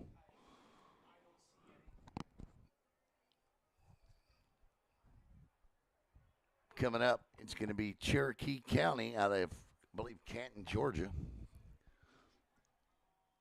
taking on Tarpon Springs for the AAA championship. That game will come up, I believe, shortly after this one. 6:30 is the scheduled time.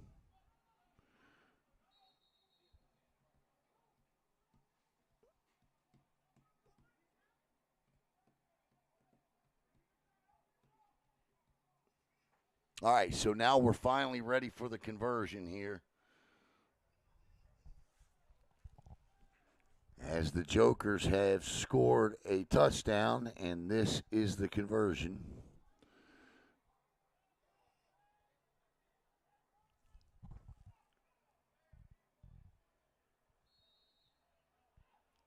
That ball just went over the head of everybody. There was a receiver. The first receiver got caught. I believe the first receiver was the intended target, and that was Tyson Mills. I didn't see the second receiver standing there, and I don't think the quarterback did either. Oh, nice power counter into the end zone, and that is probably going to cause 15-yard penalty. Yeah, and he puts his arms up. It's Devontae Reddick. Reddick puts his arms up like, what did I do? But, well, he was 3 yards into the end zone, and you power slammed him. All right, 22-7, and I'm going to take a drink of water. I'll be right back.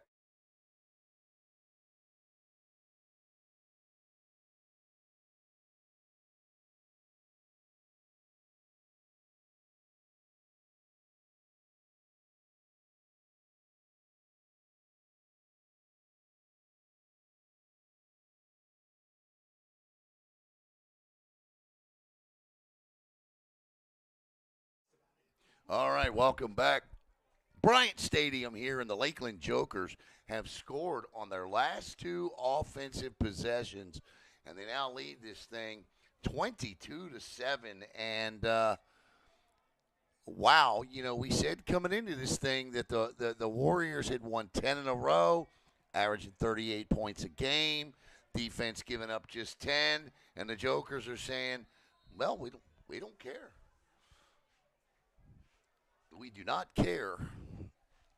As Lakeland came in winning 6 in a row themselves. And that's a good little kick there. That'll be fielded at the 10 across the 15, 20, 25, and out to the 31-yard line. And it's good to see him back on the field, Antoine Downs, because he was coming off a little earlier, struggling with the heat, it looked like. And so with either 45 seconds or a minute to go, we'll figure it out here. It is, I'm pretty sure it's a minute 3, don't you think?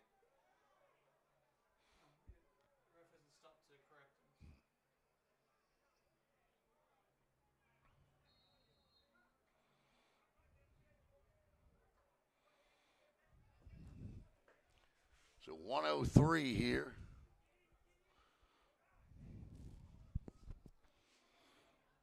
As Sevion Gibson looks for some sort of a 1-minute miracle here to get the Warriors into the end zone. And this could help them get a little bit closer. That's just a great run there.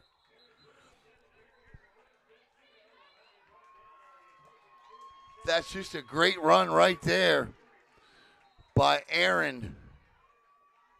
Terrence Williams. Timeout now on the field by North Florida.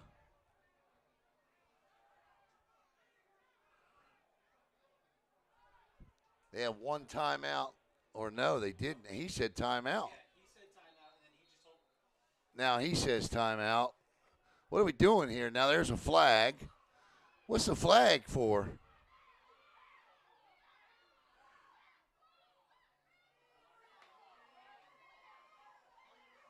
Oh, you know what? They don't have any timeouts. Wow. They don't have any timeouts. So that's a penalty. The referee just told them, he says, I got one timeout left. And the coach says, no, you don't. Or the referee says, no, you don't. Now they say, wind the clock. North Florida didn't have any timeouts left. And when you do that, that's a delay of game penalty.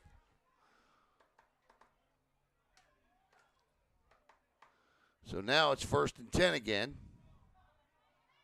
Quarterback gets out of trouble. And he gets down to the 35-yard line. They got to hurry here. Again, no timeouts. There's a flag on the field. Not sure why that's down. Referee just picks it up. They don't even bother calling the penalty. Everybody's moving. That should be a legal procedure and false start.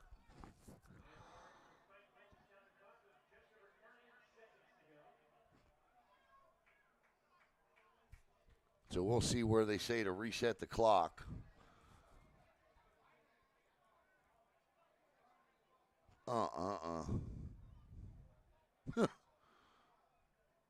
Coming up at halftime, absolutely nothing.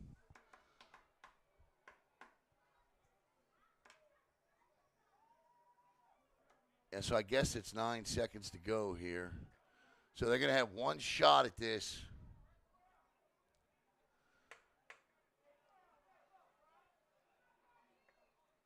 I take care of this. You worry about that. And here we go. Quarterback in trouble, throws, and out of bounds with 5.7 seconds to go. So mine will say 6.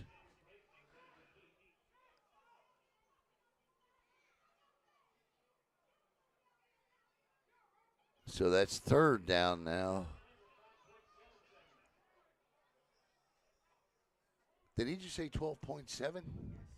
Okay, so 12.7 seconds. He must have a direct ear to the ref. You know what I'm saying?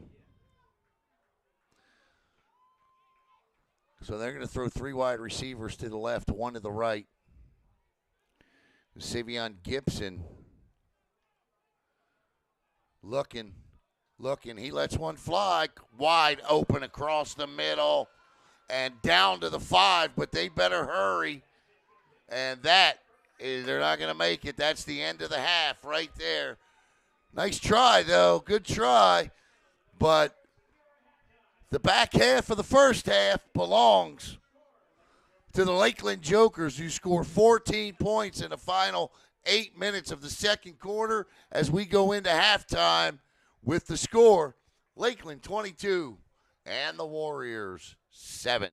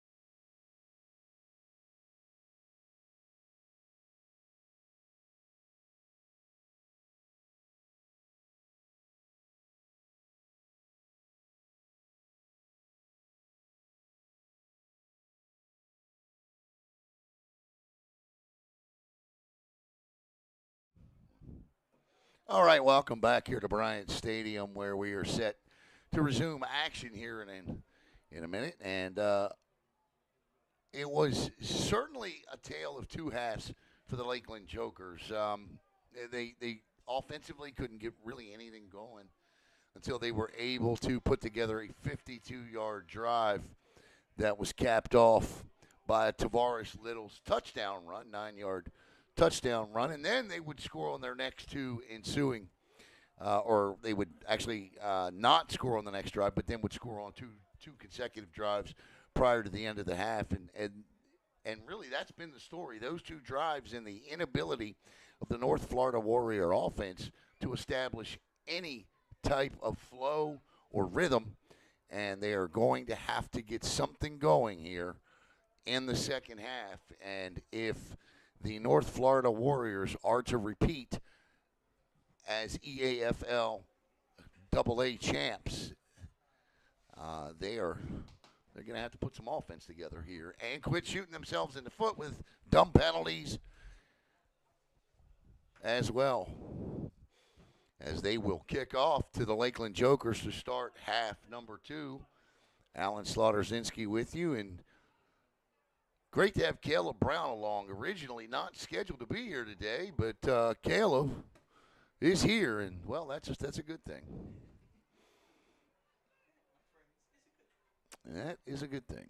And set to kick off for North Florida is Austin Putzies. And there are 3 players back deep for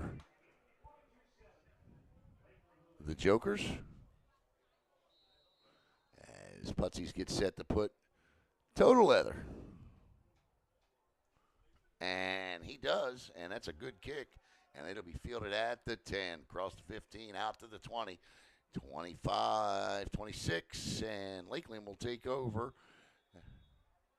And the official didn't throw a flag that time. Although I will tell you what, he's lucky, because that's the same guy right before the half that picked up a 15-yard penalty for absolutely thumping and dropping the guy after the 2-point conversion. I won't give away his name, but he's got to be smarter. So here we go, 1st and 10 for the Lakeland Jokers.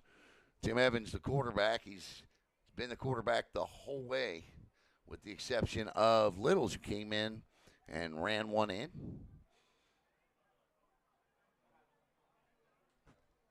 Tyson Mills has had a good day catching the football. And that offensive line has done a good job of keeping a pretty good pass rush off their quarterback. This second half is going to come down to who is the better conditioned team. It's hot. And playing on turf, it's hotter. So it'll be doubles to start, 2 wide receivers split equally to each side. I don't see a back, but I don't see a 3rd wide receiver. Do we got a tight end? Nope, there he is, coming in motion. So we do have a tight end. And that's Sharon Bowman. And Evans looks back across and, dropped the ball. Felt the footsteps and dropped the football. The intended receiver for Leroy DeShazer. So that'll bring up 2nd and 10. 14:49 just underway in the second half here. 22-7, the Lakeland Jokers in search of their first EAFL championship, and there's quite a prize pool that Michael Torres offers.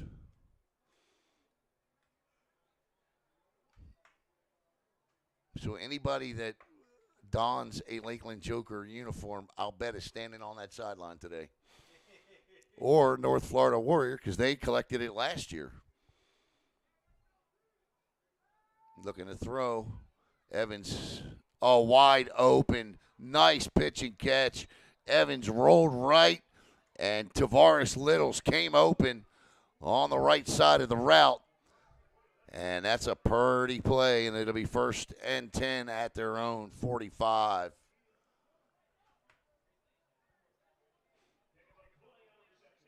.20-yard pickup.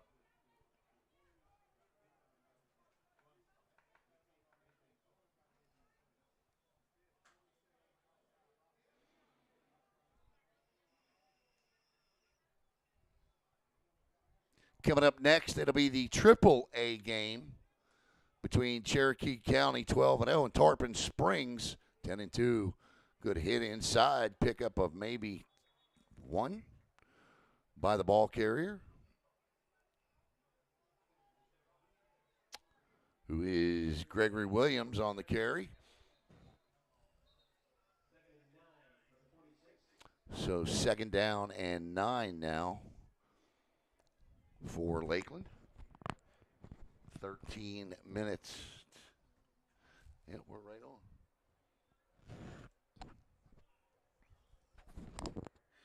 Great crowd on hand.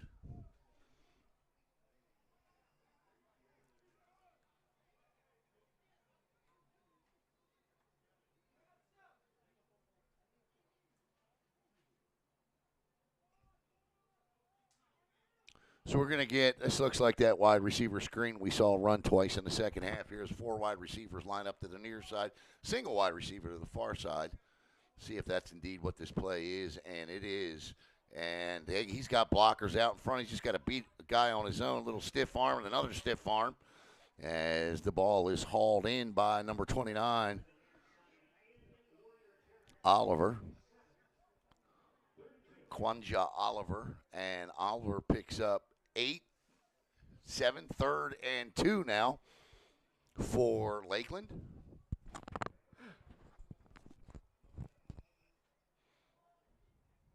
As Tarpon Springs is sitting in the stands here, as they guys head down.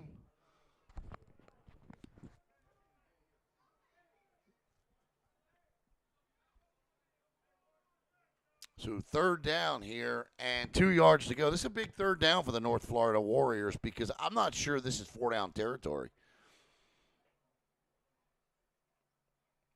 Evans, bad snap. They blitz. Oh, he pump fakes, keeps. He's going to run back behind the line of scrimmage.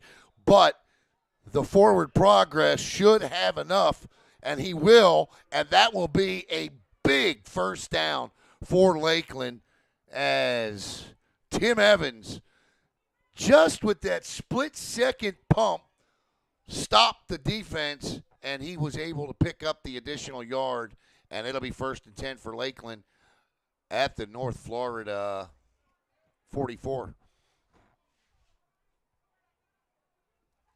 11 minutes to play here in the 3rd quarter. Hopefully this moves a little faster. This half moves a little faster than did the first half, which was nearly an hour and 40 minutes long.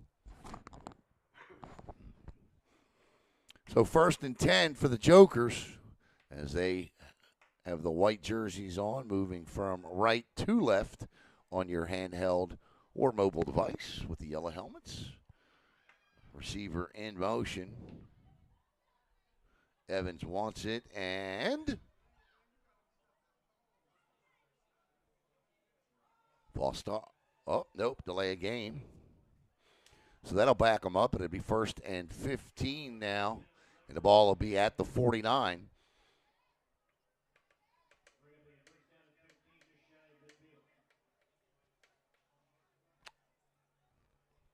North Florida has not lost a football game since March 1st.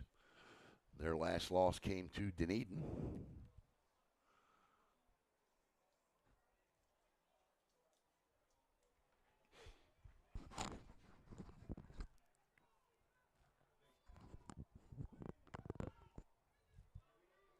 So 1st and 15 for Evans and company.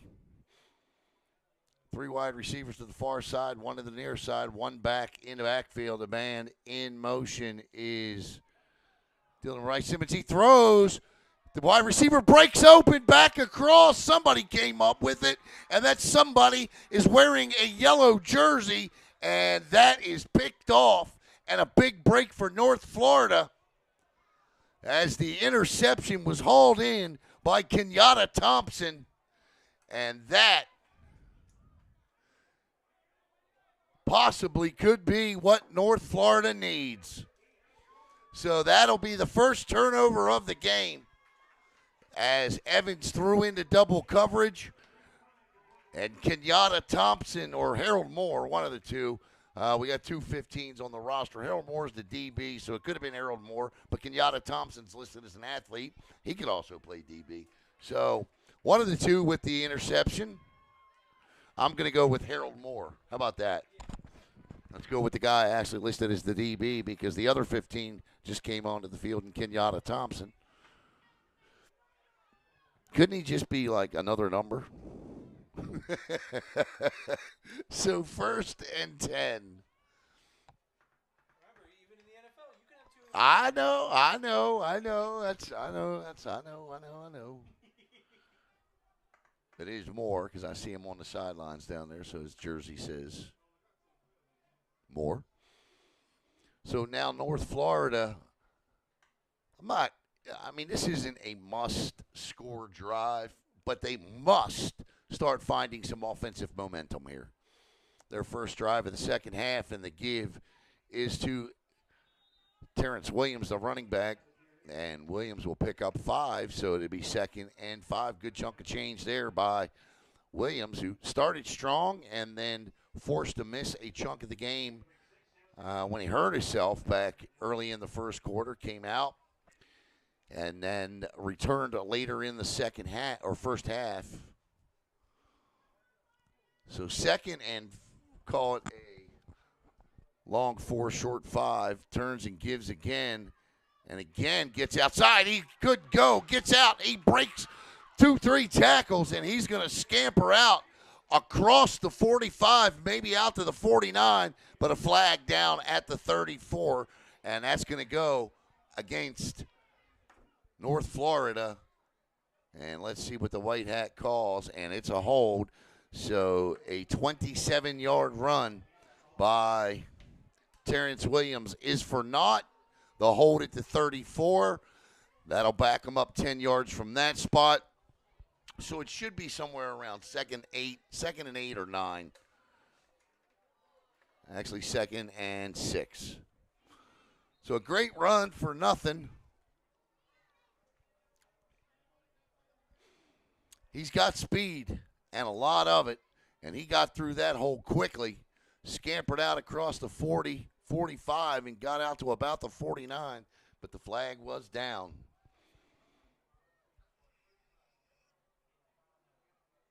Did you double check our audio after we got the call? Yes. Okay. And this time, he lost the ball, dropped it, and recovered, picked up, and in for a Lakeland Joker touchdown. And what a turn of events! He just dropped the football.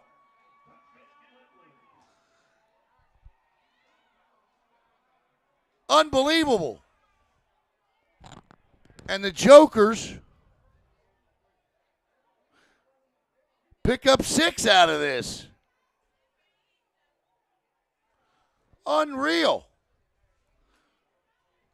Williams just dropped the football.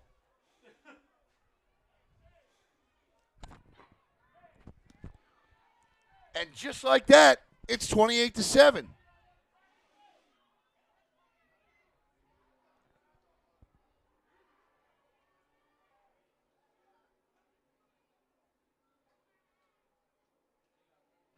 On the scoop there, and the score was Van Scanes, number 12, on the score, and that an unbelievably crazy turn of events. Why is the clock running? Wait, so What? is it or is it not a touchdown? Well, the scoreboard changed. And that ball is sitting on the 2-point conversion line.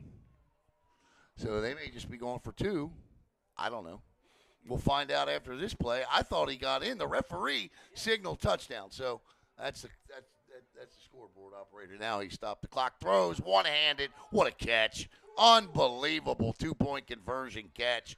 And it is 30-7. And I tell you what.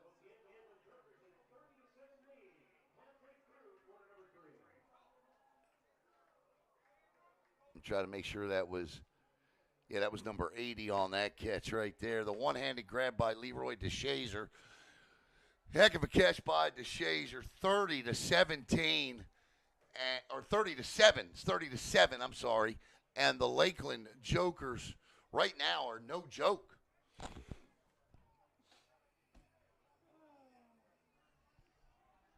They lead this thing by 23, and with 7:29 to go in the third, North Florida very much in danger of falling short of their repeat bid here.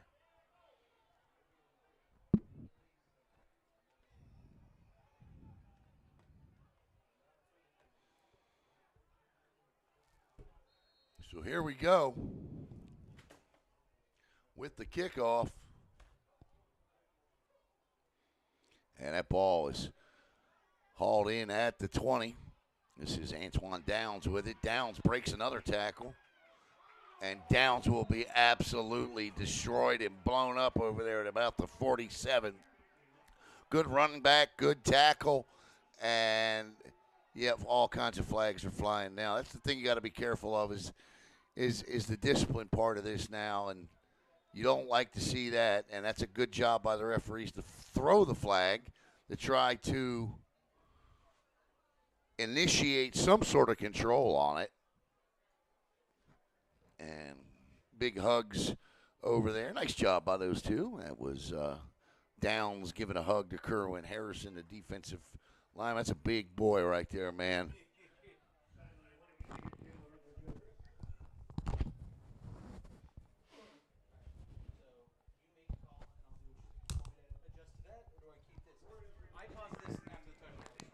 No, you're good. Yeah, I believe there's about 7:57. He let the clock run after the touchdown for some reason. I don't know why he did that. I trust our clock. Now, if they decide to play with his clock, fine, but our clock is accurate. Ball is at the 48-yard line, and on the last drive, I said I wasn't sure that was a must-score drive. This one is. They must score on nearly every drive from here on out. Gibson in trouble, gets outside, looks, stops, throws. He just lets it go, and he's out of bounds. He caught it, but out of bounds. Nice job. Throws it into double coverage, but out of bounds. That's number 31 there that comes up with it. That's Lorenz DeShazer. Obviously, relatives with Leroy DeShazer, I would imagine.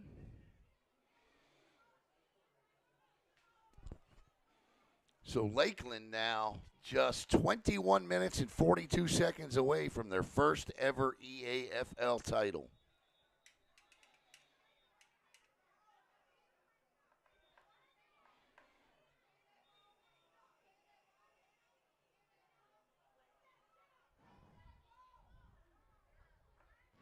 Got a player down.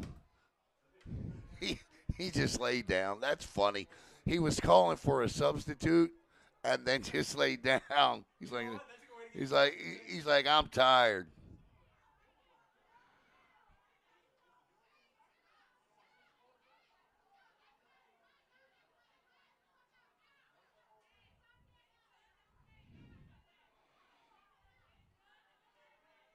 I hope he's okay.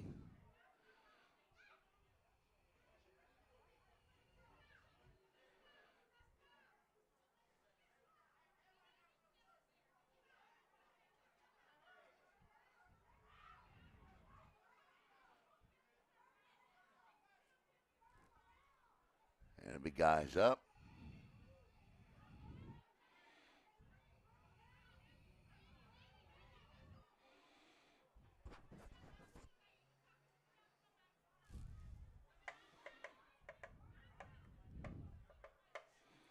Now both coaches went into their huddles telling everybody to get some water. Yeah.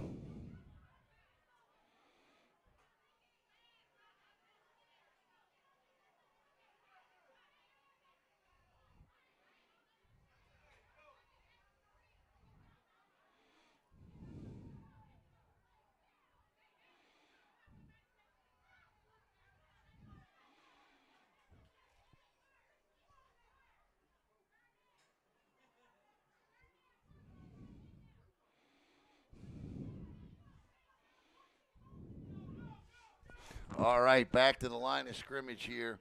Depending on whose clock you believe, it's either 7:44 or 6:34 to play. Second down and 10 for North Florida here. They have got trips to the near side, sort of. One wide receiver to the left. Gibson throws, and his wide receiver was not even turned around. And Gibson's hands in the air. His receiver was running a go. Apparently, the play called for a go and a stop.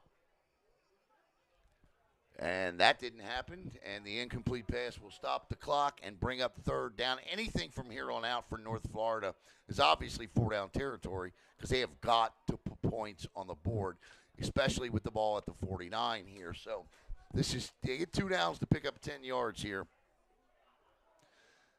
As Savion Gibson back again. He's under pressure. He lets this thing just go. He way overthrows his wide receiver.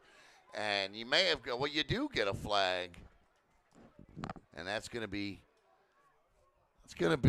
pass interference. So that's going to be 15 yards and a first down for North Florida. Now, if you're Lakeland, you know, listen, we've seen some crazy things in this league, right? I mean, in the last 8 years of doing adult amateur football, we have seen our fair share of wild comebacks and more, right? A lot of times that only takes a simple play to ignite something like that. So if you're Lakeland here, don't give them anything.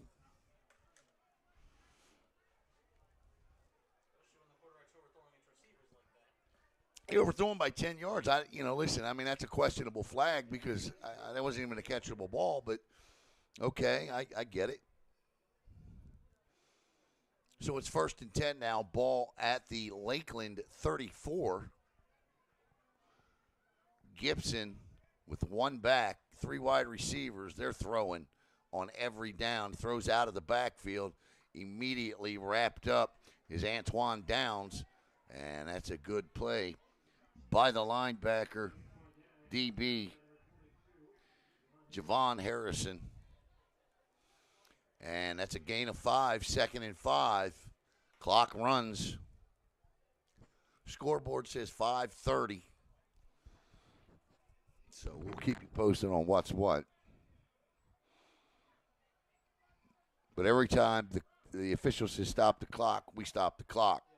So that hasn't been the case with the scoreboard operator. A little flare to Downs again. Downs tries to hop for a gain, and as he's in the air, he gets absolutely clobbered and picks up maybe 3 at the most.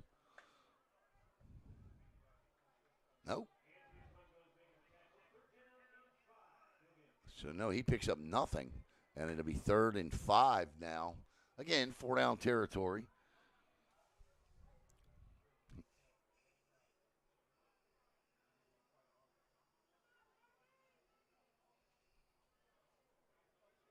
So I'm gonna go ahead and do what I know against my better judgment here and go with the scoreboard clock. But throws, intercepted into the hands of the Lakeland secondary, and this is gonna be a pick 6, but it's gonna come back, and all of that. The interception will stand, but the pick 6 will not. And into the end zone goes Bsn Mathis. And that'll come back, but it'll still be an interception. Because they're going to call a block in the back on the return.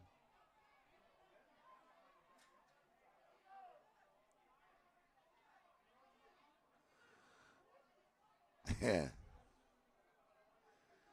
I think it was Mathis. Let's see here.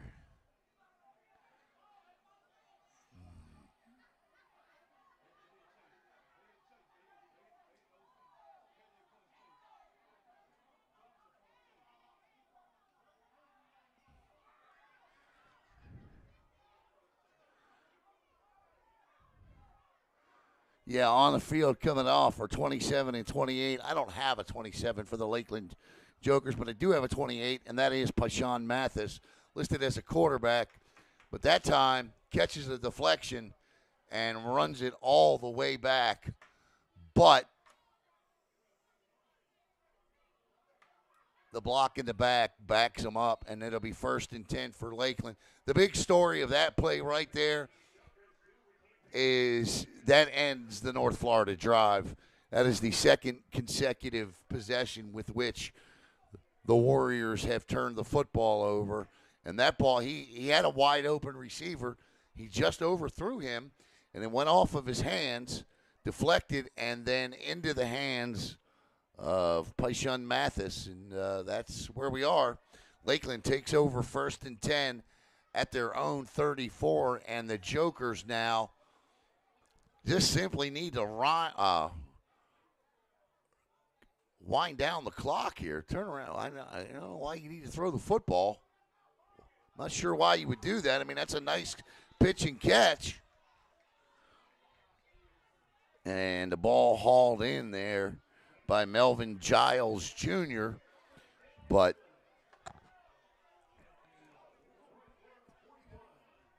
run the ball. Need to pick up 8 yards or so. If it's 2nd and long, okay, throw a pass, but take some time off of that clock. And they'll look to throw again, and all wide open, and they're just not covering. And this is a Lakeland Joker touchdown. And what do I know? Tyson Mills into the end zone, and it's a blowout as it's 36-7 now.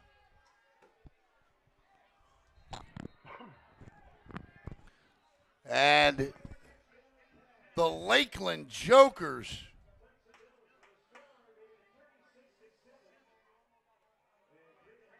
now lead by 29.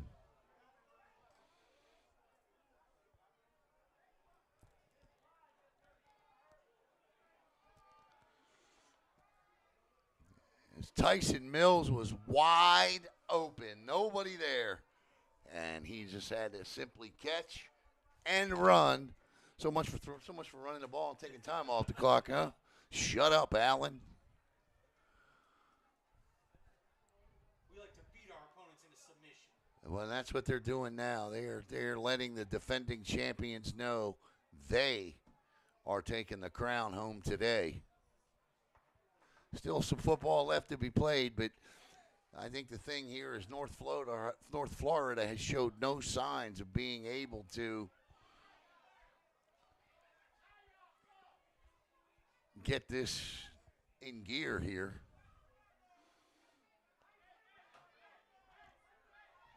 And that's Antoine Ben.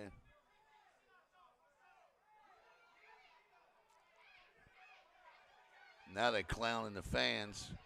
Show this.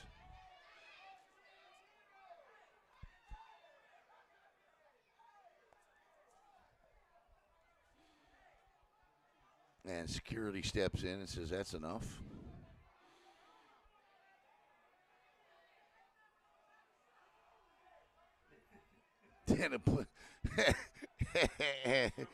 Yeah, and Norris Winter says, yeah, he needs to be sitting on the other sideline. I ain't trying to get him thrown out, but he needs to be on the other sideline. And they're going to go for 2 here. Let's see if they run that same play where they bring it back across here.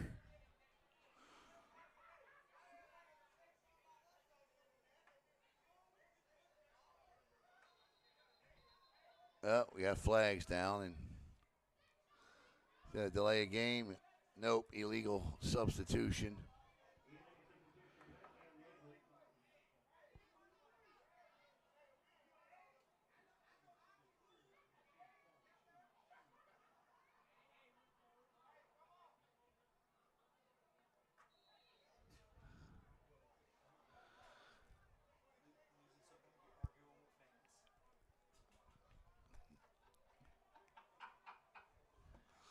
All right, here we go.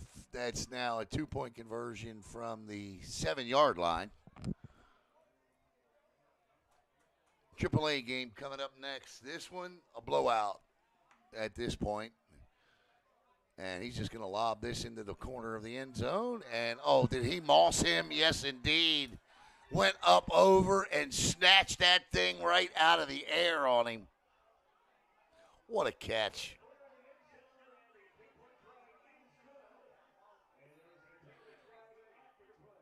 I believe that was number 15 that did that over there. Nah, that was Evans celebrating. Sorry about that. Who did that?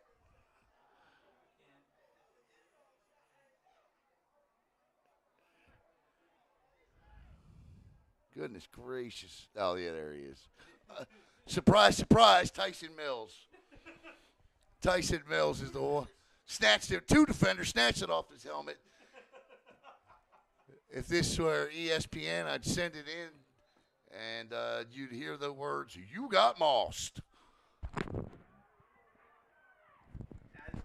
one Randy would be proud of. And Randy would like that one right there. Yes, indeed, he would. 38-7, a 31-point lead, 4 touchdowns and a field goal for the Lakeland Jokers. And the Lakeland Jokers, Caleb, have scored after a 7-6 game. The Lakeland Jokers have reeled off 32 unanswered points in this one. 32 unanswered. And they've all come. Again, another unsportsmanlike conduct. Yeah, against North Florida. From the North Florida 35. Yeah, so here you go. The Jokers with a chip shot here from the tee up on the 8th green here. I mean, I get you're up. Do you not think for the heck of it onside kick? I just push this through the middle. I wouldn't kick it into the end zone though. Yeah, so obviously there were 2 unsportsmanlike conduct penalties because 5, 10 feet. Yeah, there were 2 unsportsmanlike conduct penalties here, 30 yards and unsportsmanlike conduct penalties. And we're going to get another one. So I don't believe so yeah, they're going to get another 15 yards. Why not? So actually this now then becomes a half the distance to the penalty, to the goal line penalty because of the distance of it. So he is going to be kicked. No, they get the full 15. So now have you ever seen anybody kick? This is crazy. I've never seen a kickoff from the 20-yard line before. I don't think I've ever seen this. Ref, if I put it through here, can I get 3 points? I mean, what do you do here? Oh, this ought to be fun. I'm actually excited to see this. I've never seen this before at any level of football. Yeah, I mean, that's all you can do. Oh, it's out, and guess what? Guess what? The Jokers have it back, 1st and goal. I mean, that's all you can do there. The Jokers get it back on a play they just had to run. They were kicking off from their own 20-yard line. Uh-oh. Yeah, now we got some mayhem in the stands here. And that ain't good.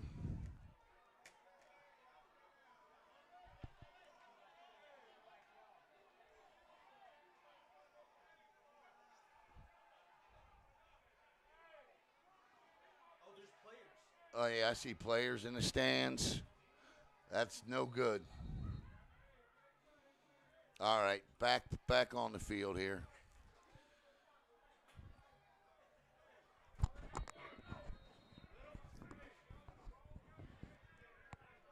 Security doing a nice job calming things down.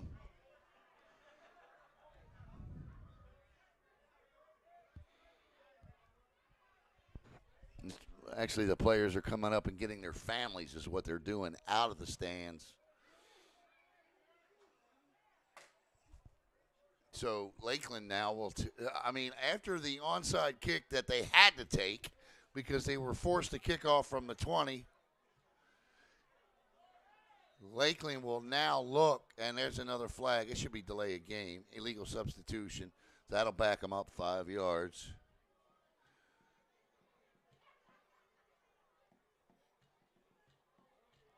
We still have a whole nother quarter to go of this one.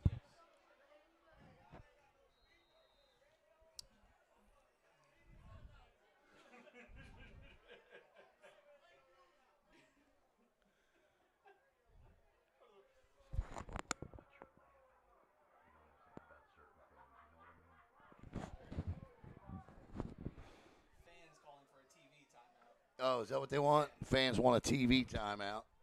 Unfortunately, we are unable to grant one, but the officials have granted something here.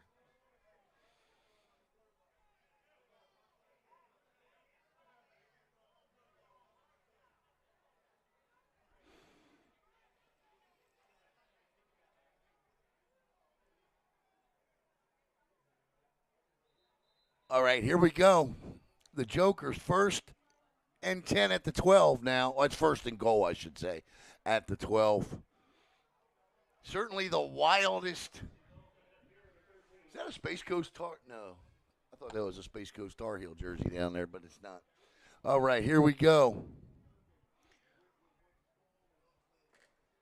Tim Evans, quarterback, turns a little power counter back to the left. He trips and falls, gets back up. Flags fly again. Was that a flag or that was a mouthpiece? And we got another player down, which means another clock stoppage. Nope, he gets up.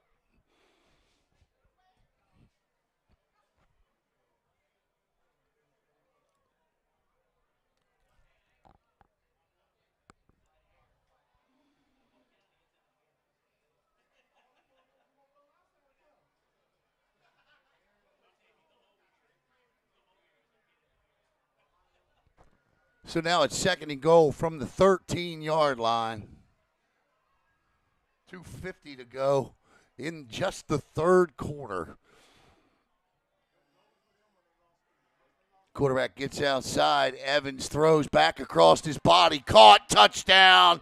Great throw back across his body. Dylan Wright Sermons with the catch.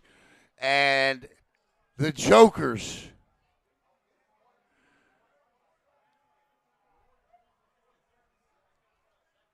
make it 38 unanswered.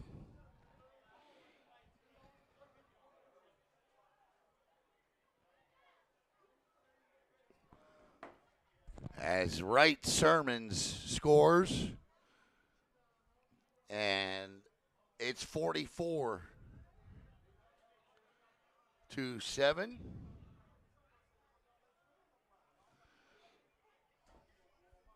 And this is the 2-point conversion coming up.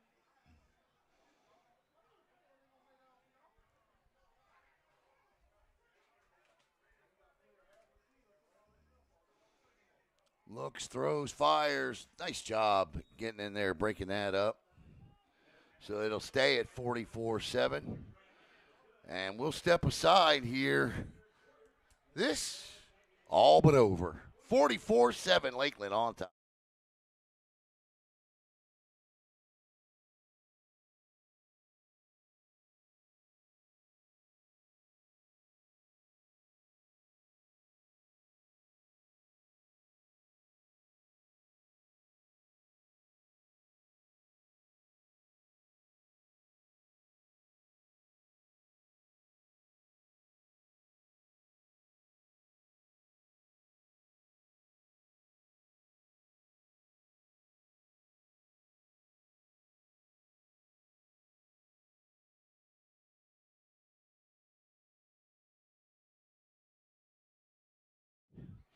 All right, welcome back. Yep, you see it right. A 2-hour, 38-minute game that still has 2:35 to go in the third.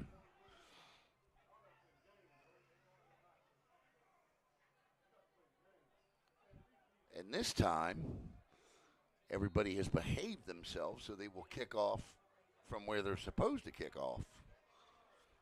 And doing the kicking off is Dexter Graham. Graham with a good kick. End over infield at the 25. And that run back there by Darius Covington. Coming up next here, we'll sign off of this one. But coming up next is going to be the AAA game, the 12-0 Cherokee County Bruins hosting Tarpon Springs at 10-2. So, yeah, there's that.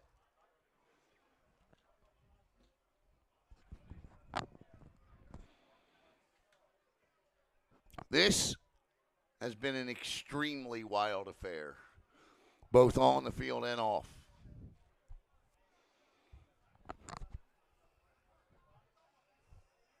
"38 unanswered points by Lakeland, who trailed 7-6, and then the floodgates opened.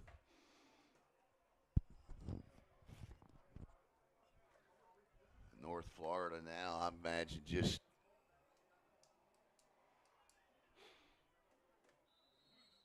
turns Gibbs, gain of 4,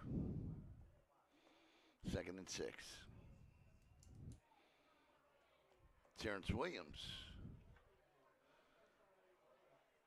It was 22-7 not that long ago, and North Florida got the ball back, and unfortunately Williams, who had a couple of good runs, then just dropped the football. That was picked up and run in the end zone, and then on the ensuing possession, the Jokers would intercept the pass and score on that drive as well, and then the onside kickoff that they were forced to do. And this will be a first down by Antoine Downs on a pitch and catch. And we see the no hurry huddle up.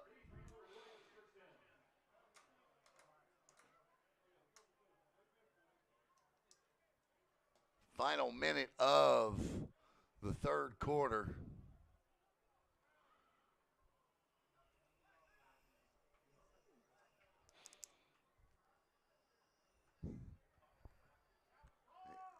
Lets it go. Caught. Intercepted. Great interception down there. And that'll be a third straight possession that results in a third straight turnover. And that's just a great play by, it looks like number 35 down there. Yeah, indeed it is. Number 35. That's Anthony Alomar, looking like a wide receiver, stretching out, hauling it in. That's the end of the fourth quarter. 44-7, Lakeland on top.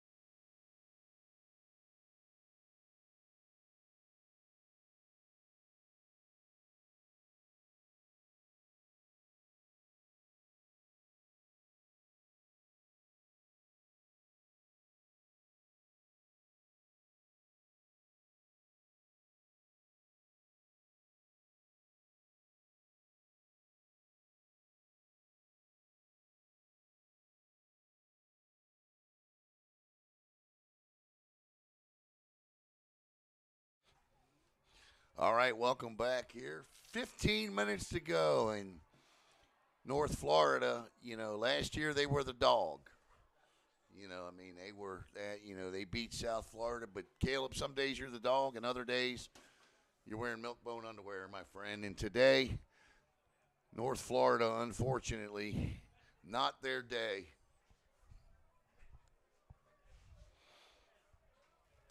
The Lakeland Jokers are pouring it on here. Third straight possession with a turnover. I don't know what we're going to see offensively here. And we're going to get a third straight opening series penalty of illegal substitution. And quarterback just turned and told the official to throw the flag because they had 12 guys on the field. So here we go. Quarterback is Dylan Wright Sermons. It's a who's who of who scored today for the Jokers. Everybody has jumped into the end zone.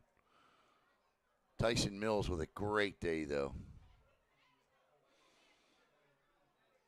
Looks, fires, throws, caught underneath. And nice pitch and catch, gain of 8. And that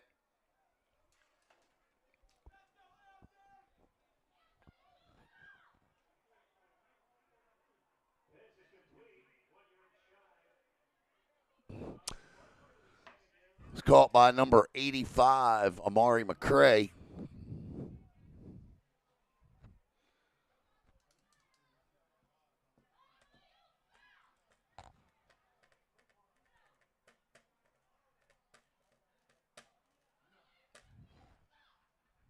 Second and 1 now, following a gain of 9 on first down.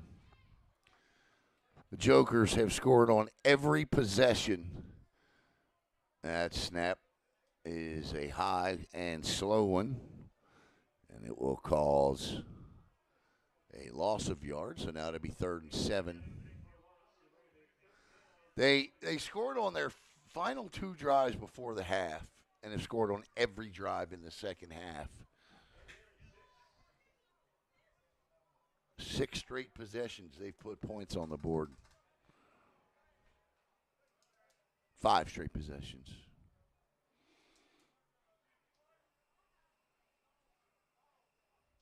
Oh, nice blitz pickup. Quarterback fell, slipped down, and that'll be a sack in there for Darius Covington, the outside linebacker, and a quarterback slow getting up, so it'll be 4th and 11, and that's the first possession they have not scored on, and Lakeland will be forced to punt here with 12:25 to go in the football game.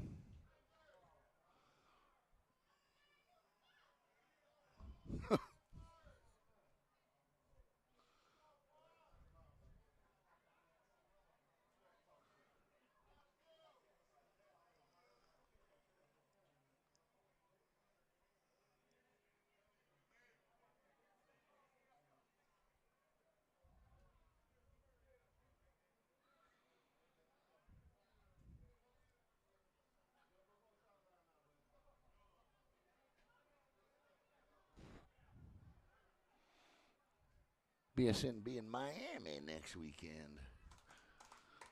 4th and 11. Yeah, he just barely got that away, but he does.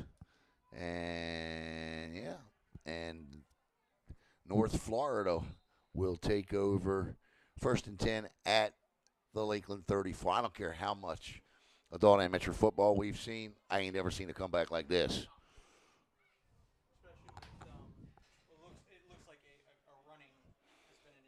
Oh, yeah? Yeah, they're running the clock. Yeah, no, they're just running the clock here in the 4th and final quarter. And I do want to give one shout-out. Again, there is the North Florida team that won the championship last year. Congratulations to them. But we will have a new champion this year, and it will be the Lakeland Jokers of the AA division. They'll be the final champions of the AA division because that division is over with after this year. It's all going to be AAA. I would imagine that Lakeland will graduate into AAA. I would think.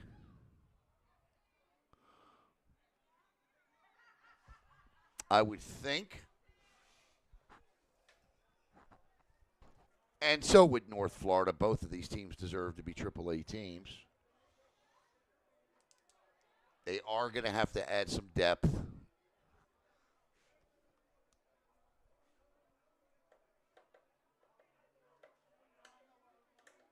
New quarterback. He lets it go. Wide open, caught, dropped, and that has been the story of the day for North Florida. Courtney Keith. Wide open, a beautiful throw by Kenyatta Thompson, the new quarterback that's in, and he hits him in stride inside the 10, and he just simply dropped the football, folks. And that is the story of the day for North Florida. And now it's 2nd and 10 at the 35. Like, you know how the song goes. Mama said there'd be days like this. Well, here it is. 9:20 to go and running. And that's a pretty good idea.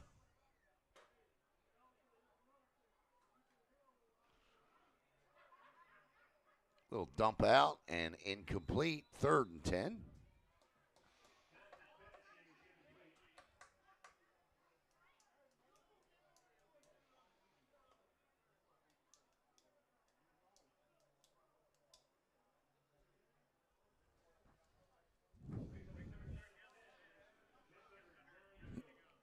Just under 9 minutes to go here in the AA championship. Coming up next, it'll be the Tarpon Springs Pirates and the Cherokee County Bruins. Cherokee County out of Canton, Georgia.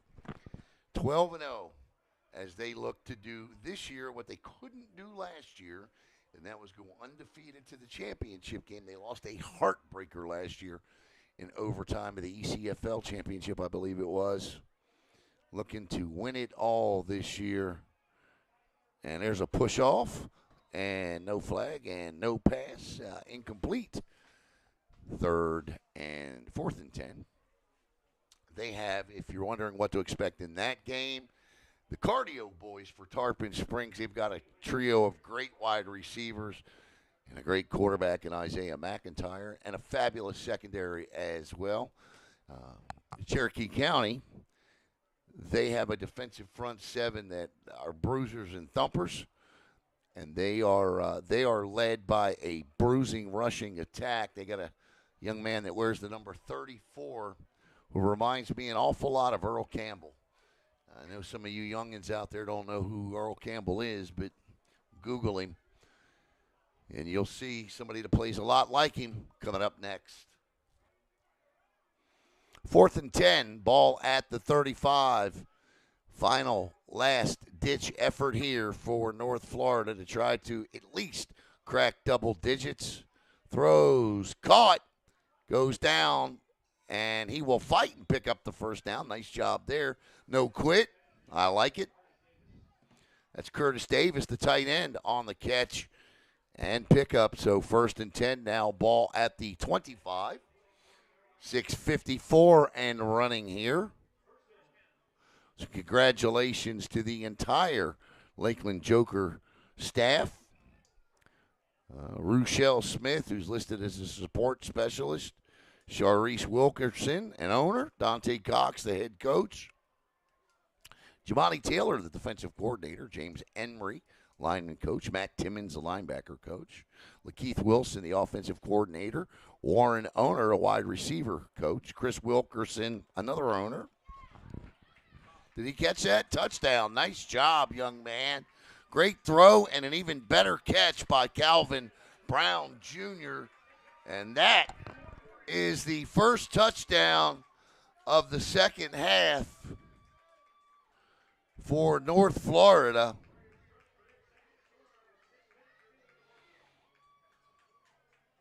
As they get into the end zone.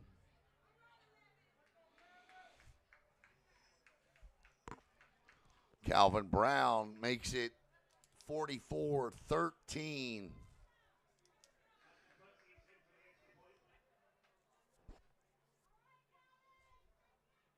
Under 5:40 to play. Snap, the hold, the kick is good.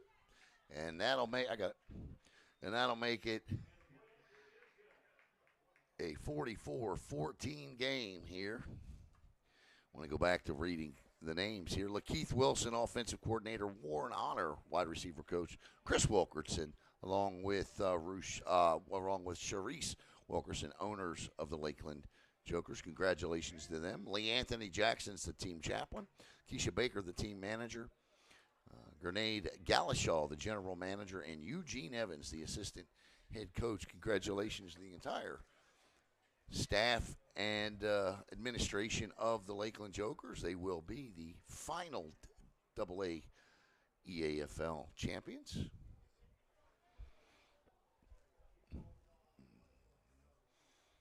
would imagine, but I don't know if we'll see that onside kick. Not with that clock running with fourth. I wouldn't imagine that we would see that. And I want to thank all of you out there for tuning in. Wish it was a better game. It unfortunately was not. It was a good game. Sloppy game in the first half, but again, the 38 unanswered point streak just snapped since a 7-6 lead. Lakeland has outscored North Florida 38-7 since have scored on their 5 of their last 6 possessions, and that's the difference. See if they onside kick this to try to put more points on the board.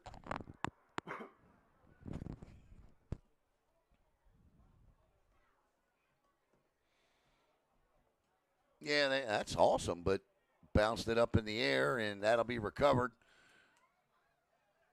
by Lakeland and covered by number 40. Nice job by him. That's Darian Gardner. And with 3:28 to go, I do not imagine that North Florida will get the football back, and the offense will likely be celebrating here in just a few minutes. Any final thoughts, Caleb? Dominating win by the Jokers. It was a dominating win. So the South Division will reign supreme this year in the EAFL, as the Jokers will defeat the Lakeland Jokers will defeat North Florida, end their bid at a repeat bid. So congratulations to them.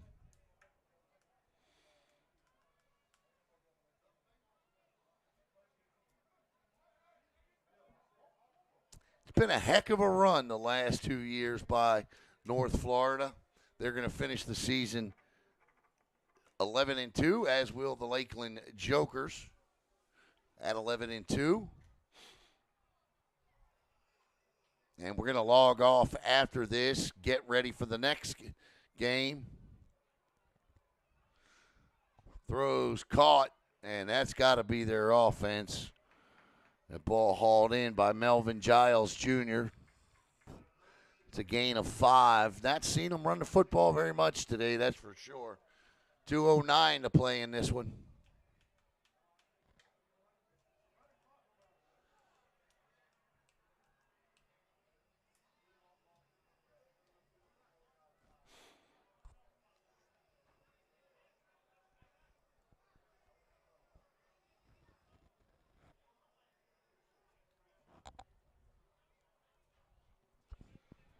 In trouble. This is Evans. Evans with all kinds of room. They might score again. And Evans runs out of bounds, but then it's not going to stop the clock. 90 seconds to go. Ball's on the 15. So 1:29 to go in this one, and that's going to do it here likely. They want a 50 spot. That's what they want. They want to put up a 50 spot.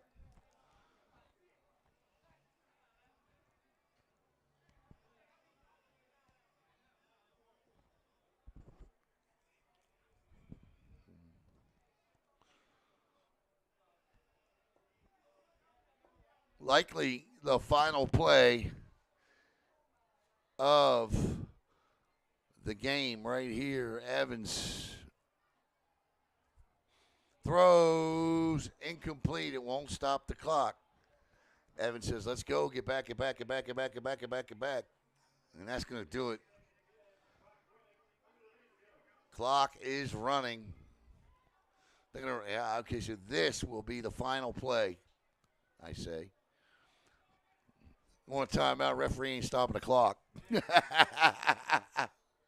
like, not happening. Once again, I want to thank all of you out there for watching here today. And that's going to do it, as the Lakeland Jokers are going to win this thing 44-14. And that is their first championship. And they will be your 2025 EAFL Division II champions.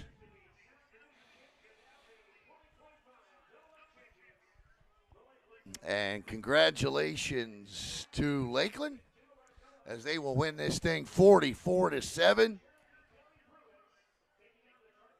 And coming up next here on Brevard Sports Network, it will be the Triple-A Championship between the Cherokee County Bruins and the Tarpon Springs Pirates.